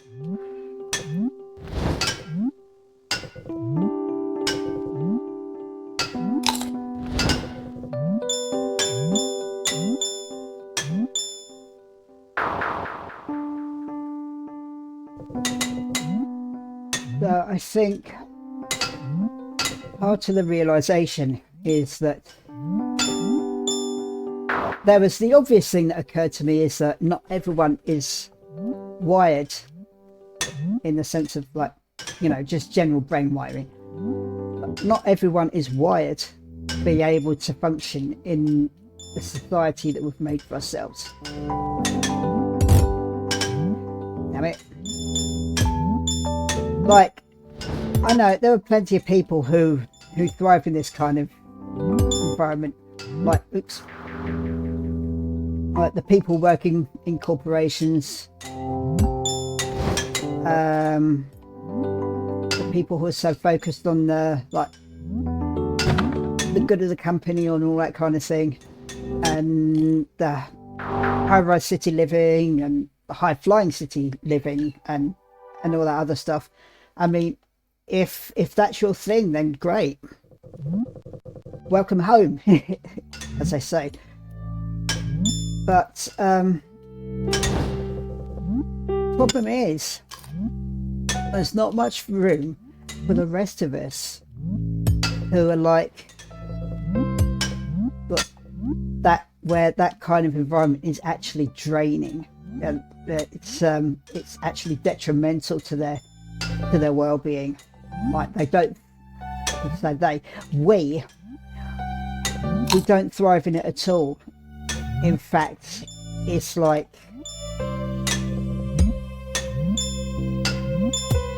part of us dies every time we try to function within it. Oh, blimey.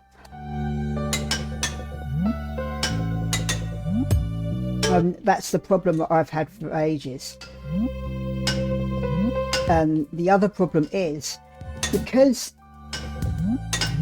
it's like with anything like this, where like there was a saying even that heterosexuality isn't normal, it's just common. And it's the same for a lot of things like this.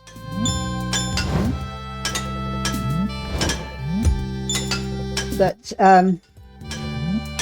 this way of living has become normalized to the point where it's drilled into us from a very early age. Like, they ask you in junior school, like, what do you want to be when you grow up? As if kids at that age are going to have any idea what they really want to do when they grow up. But I digress. But that's the kind of thing, and the kind of toys that are marketed to kids. It's all centered around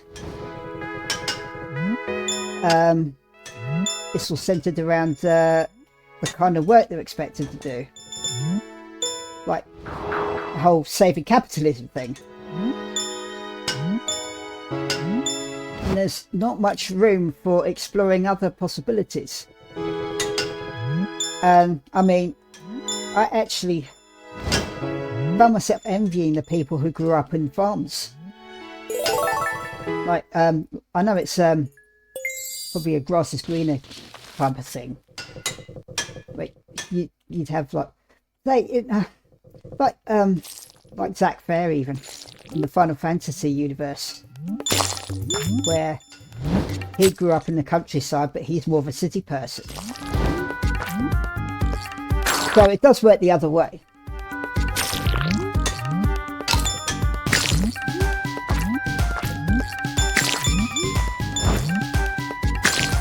But I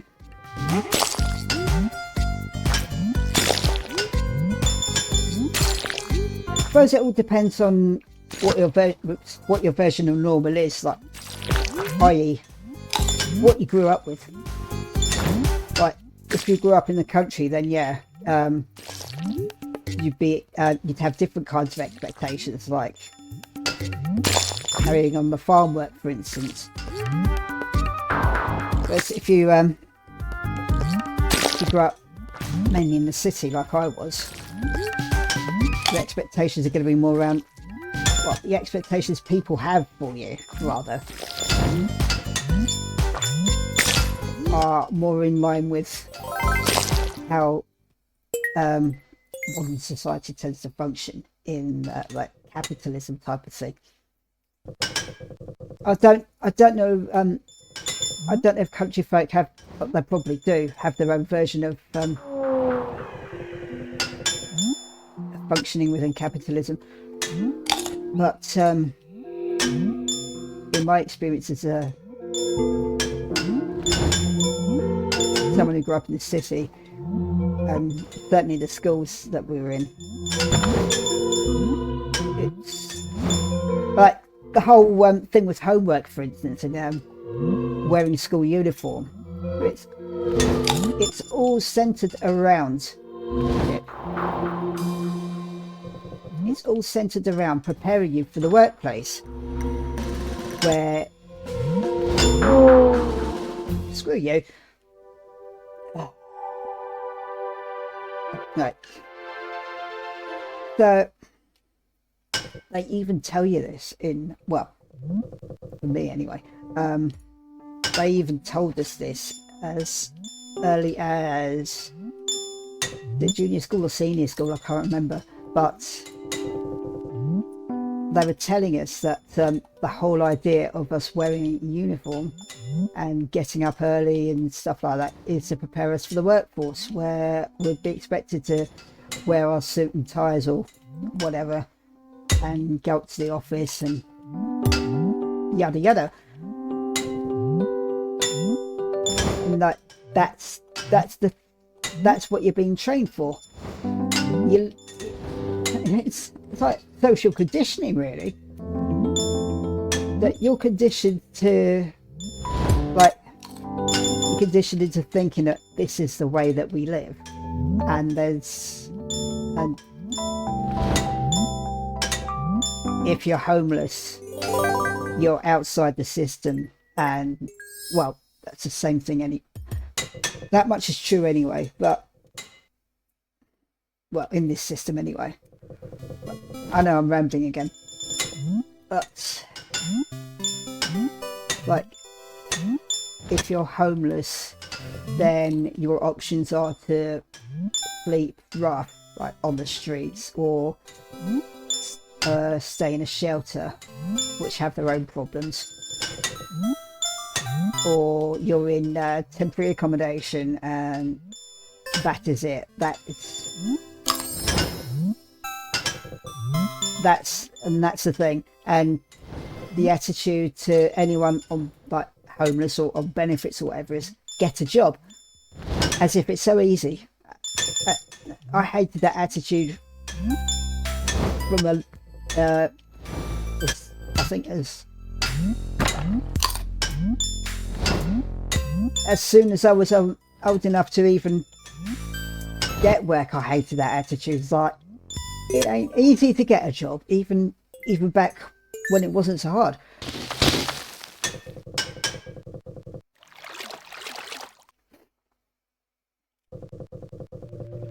But that's you bugger.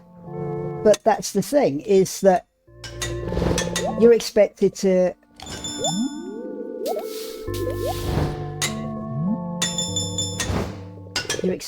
work your life away, literally. And you're basically selling your labor, but in reality you're selling your soul.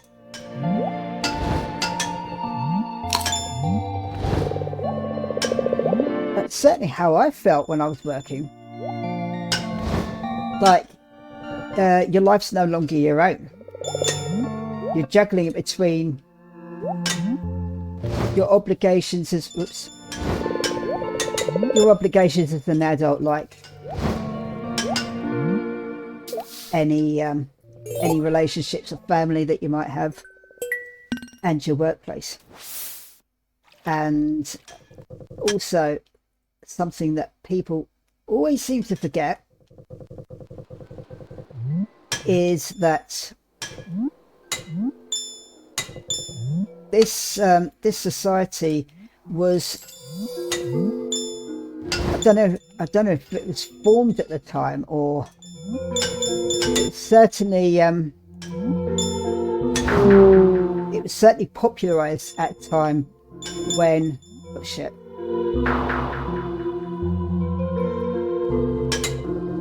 oopsie, probably Victorian era actually. They had a lot of things to answer for. But there was a whole double income.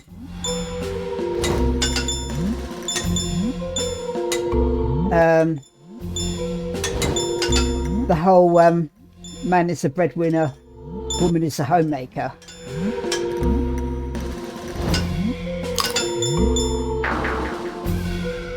But that was at a time when you could afford to live on, I mean, the whole 9 to 5 work day thing was based on the assumption that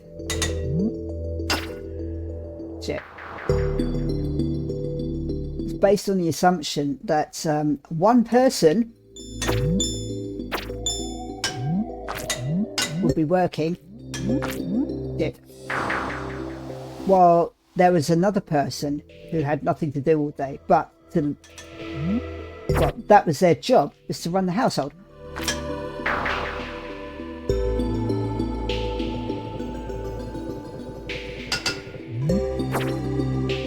Oh, god damn it. This is a tricky one, though.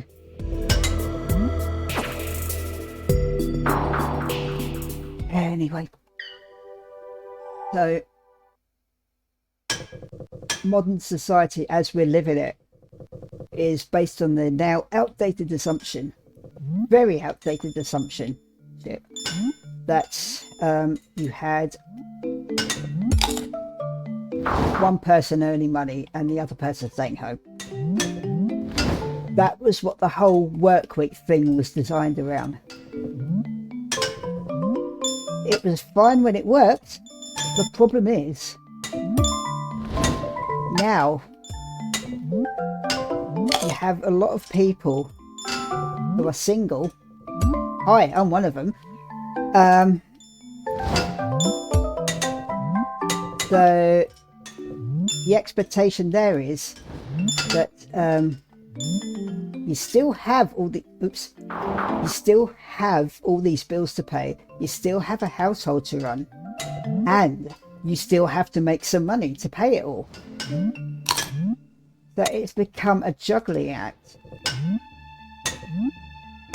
And I know neurotypical people struggle with this,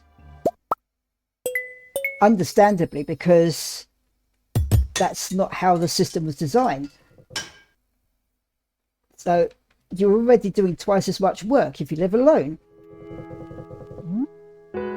So it's a case of neurotypical people are struggling with this. How the hell do you think single neurodivergent people are going to manage? And this is a whole problem. And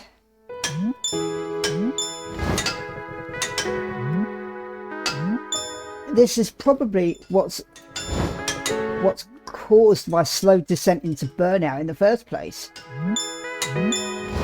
Is that you've got someone who oh yeah, and the whole girls weren't neurodivergent in the 80s and 90s apparently, because a lot of them just slipped under the radar.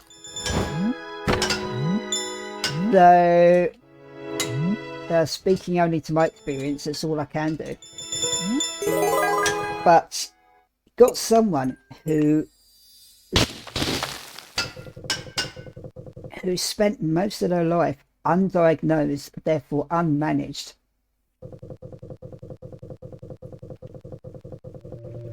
So damn it, because no one knew at the time that I actually had disabilities. I was treated as neurotypical or able-minded when I really wasn't. Hence the whole being called lazy or treated as lazy or stupid or whatever else, which is damaging in itself, of course. But this is also where labels are important, because once you have that thing of actually you're not broken, this is why you're struggling. But at the time you've got someone who was just left to flounder with unmanaged disabilities. Someone who it turns out wasn't even cut out for the modern life at all.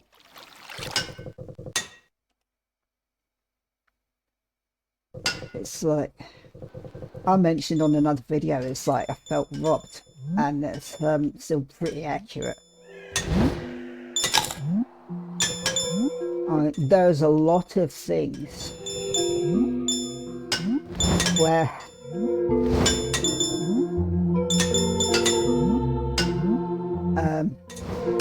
for most of my life I was in situations that ran contrary to what actually kept me going.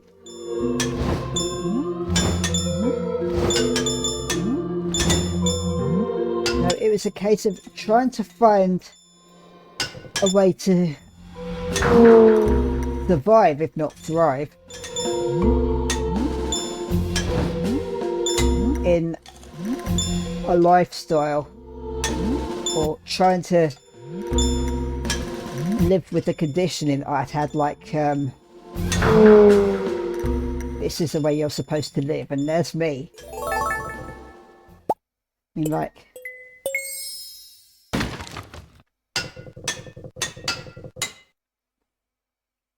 okay, oh,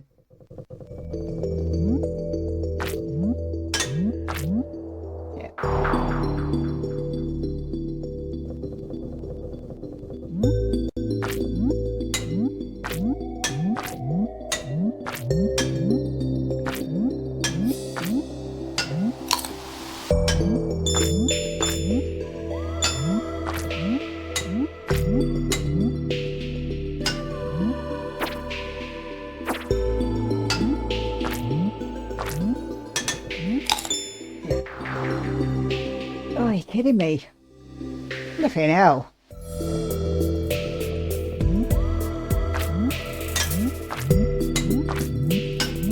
Damn it.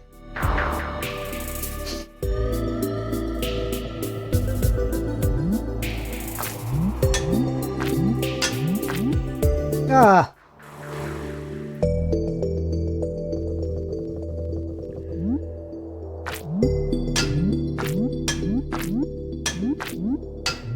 Ah!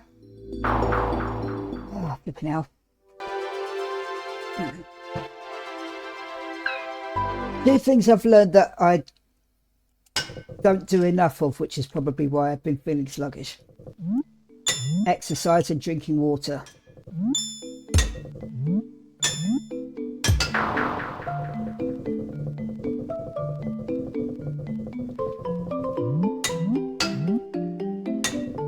I really need to up my game, especially in those two areas.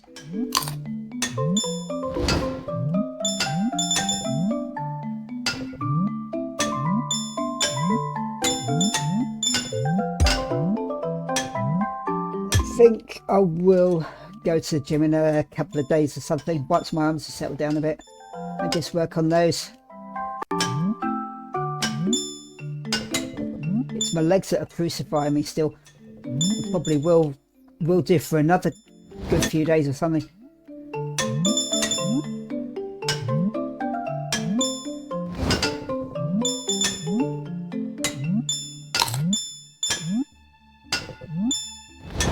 I think for the leisure centre it isn't as far to walk as my new camping site. I suppose I could refer it to new home. Call it my new home, as it will be.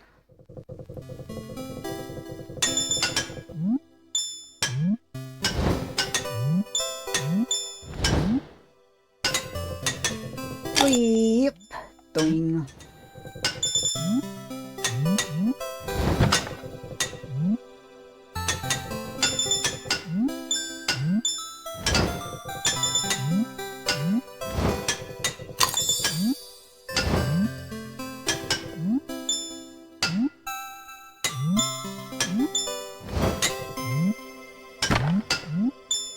Probably why my gaming habits have settled down quite a bit as well.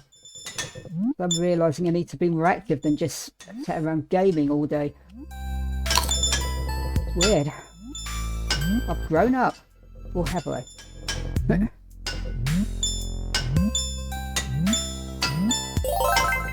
I mean, I probably would always enjoy gaming. The whole, hey. I mean, my thing was always, I preferred doing than watching. Like, I'm not much of a TV, well, the only time I watch TV is, the only time I watch TV is, when it's with other people. Whether it's TV, films or whatever. Leaky sod.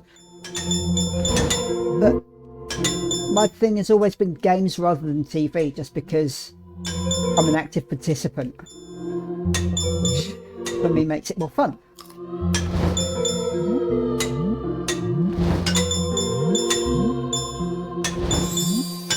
Hey.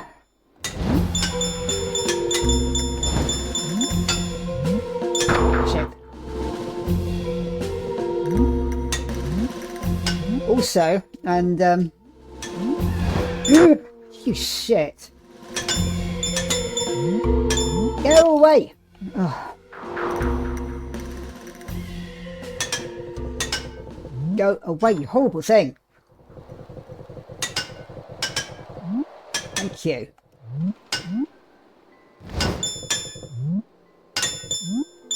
It's bastard. Probably down to the ADHD again, is that I prefer to be doing stuff.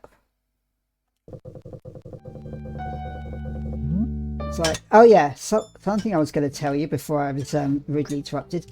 When it comes to making the videos, like especially the Living Like Linus series, I noticed it was good. First episode, I suppose it's more out of manners if nothing else, but I will mention it in the videos as well. But something else I found is that I get really awkward if it's just me and the camera. If I'm doing something while talking with the camera, then it's fine, as you can probably tell. But then There's yay!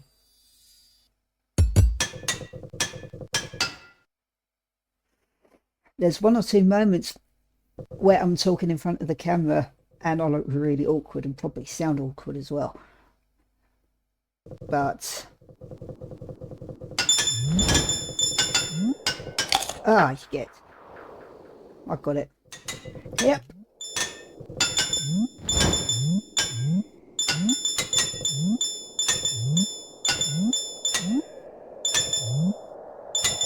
You sod.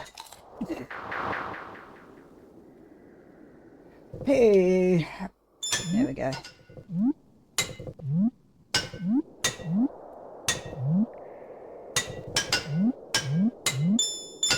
That feeling when you have to kill yourself to get the fruit.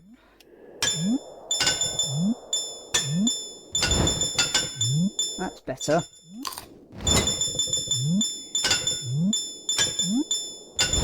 Hooray.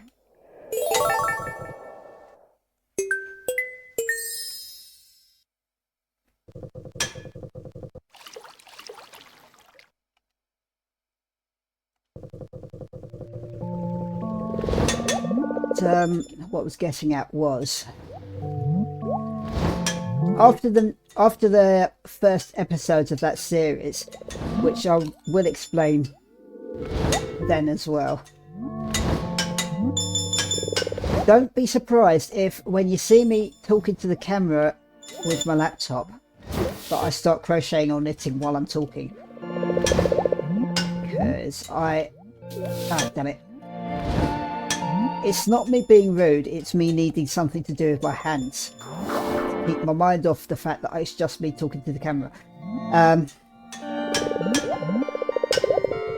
Because it was even mentioned during the wellness course I was doing.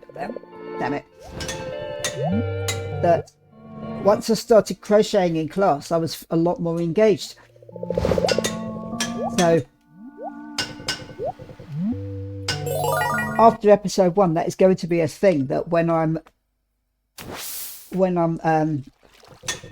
just talking to the webcam, that I'm going to be crocheting or knitting while I'm talking, and it'll probably come across a lot better as well. So that's another hobby that's paid off in dividends. I learnt to crochet first when I was going through a rough patch. Damn you.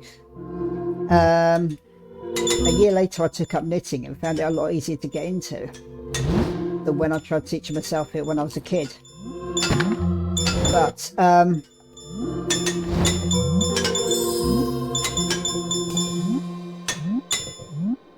it's funny, like you have certain things that you just seem to be just naturally really good at. I suppose that's where the talent comes in. But I completely self-taught crochet and knitting, actually, using YouTube. And after an initial bit of teething troubles that you're naturally going to have when learning a new skill, but I think it was about, oh god, whoops.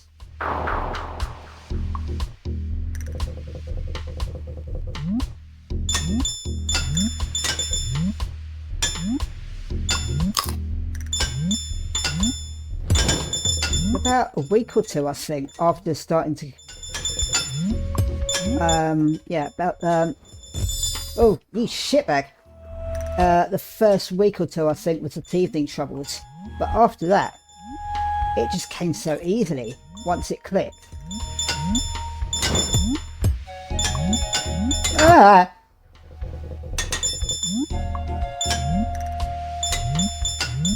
It was like about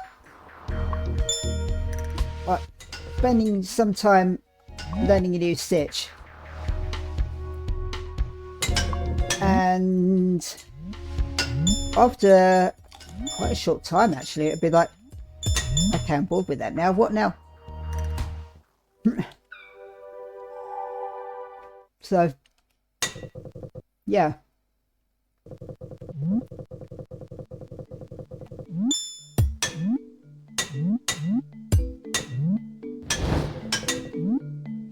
And now it's become not only therapeutic in a mindful sense, like it's a good way for me to meditate actually. The reason like meditating in the traditional sense just never worked for me is because of the whole having to focus and like whatever else, and I just couldn't do it. But something like using crochet as a way of meditating, as a way of mindfulness or whatever, it's because I'm doing something with my hands and my mind's therefore free to drift off.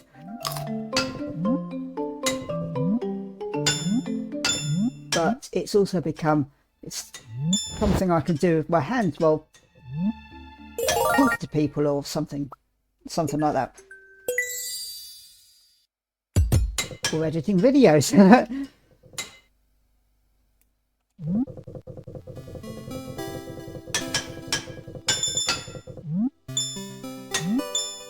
But yeah, so after episode 1 of that series, and any other series that involves me talking to the camera, if you see me crocheting or knitting while I'm talking, and therefore I don't seem to be engaging with the camera as much as maybe you think I should be, but it's not me being rude. In fact, I'll probably be coming across more natural and more engaged on like what I'm talking about and whatever else. It's just a different way of engaging, really. Whoops.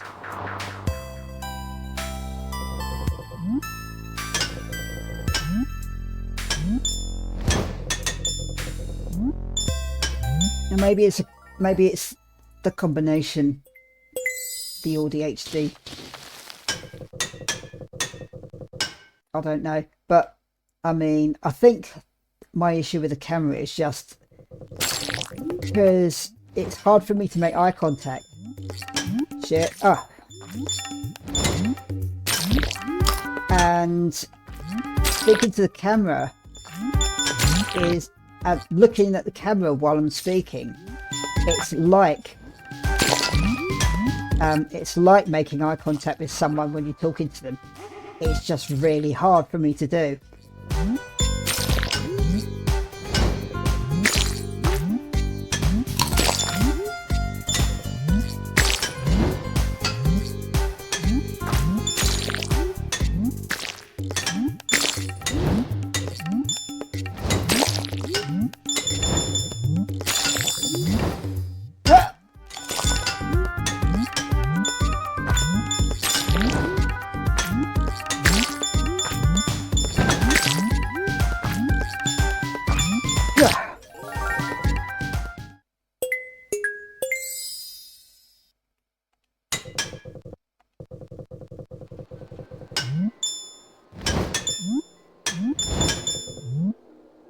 Yep. Missed me.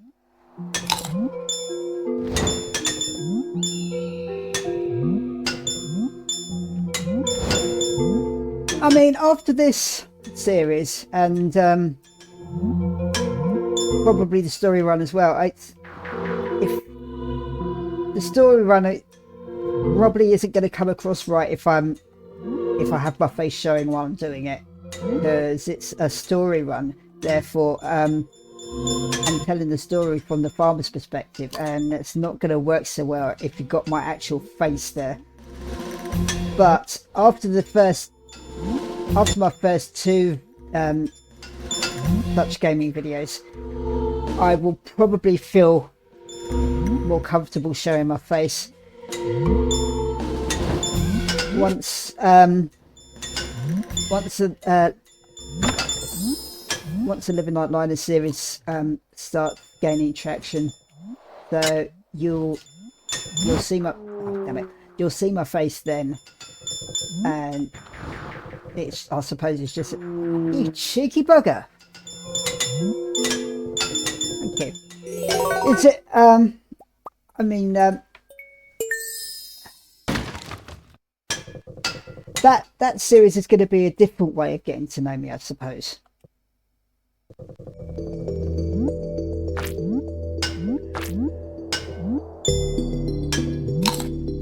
Ah, right, noted.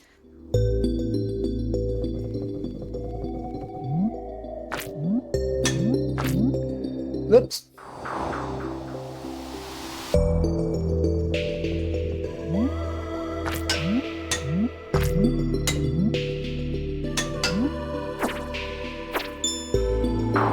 That didn't work either.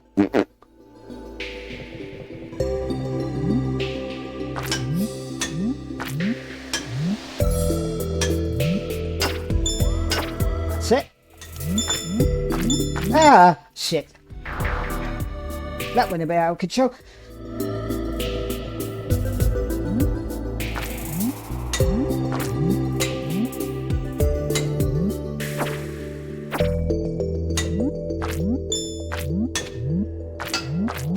Damn it.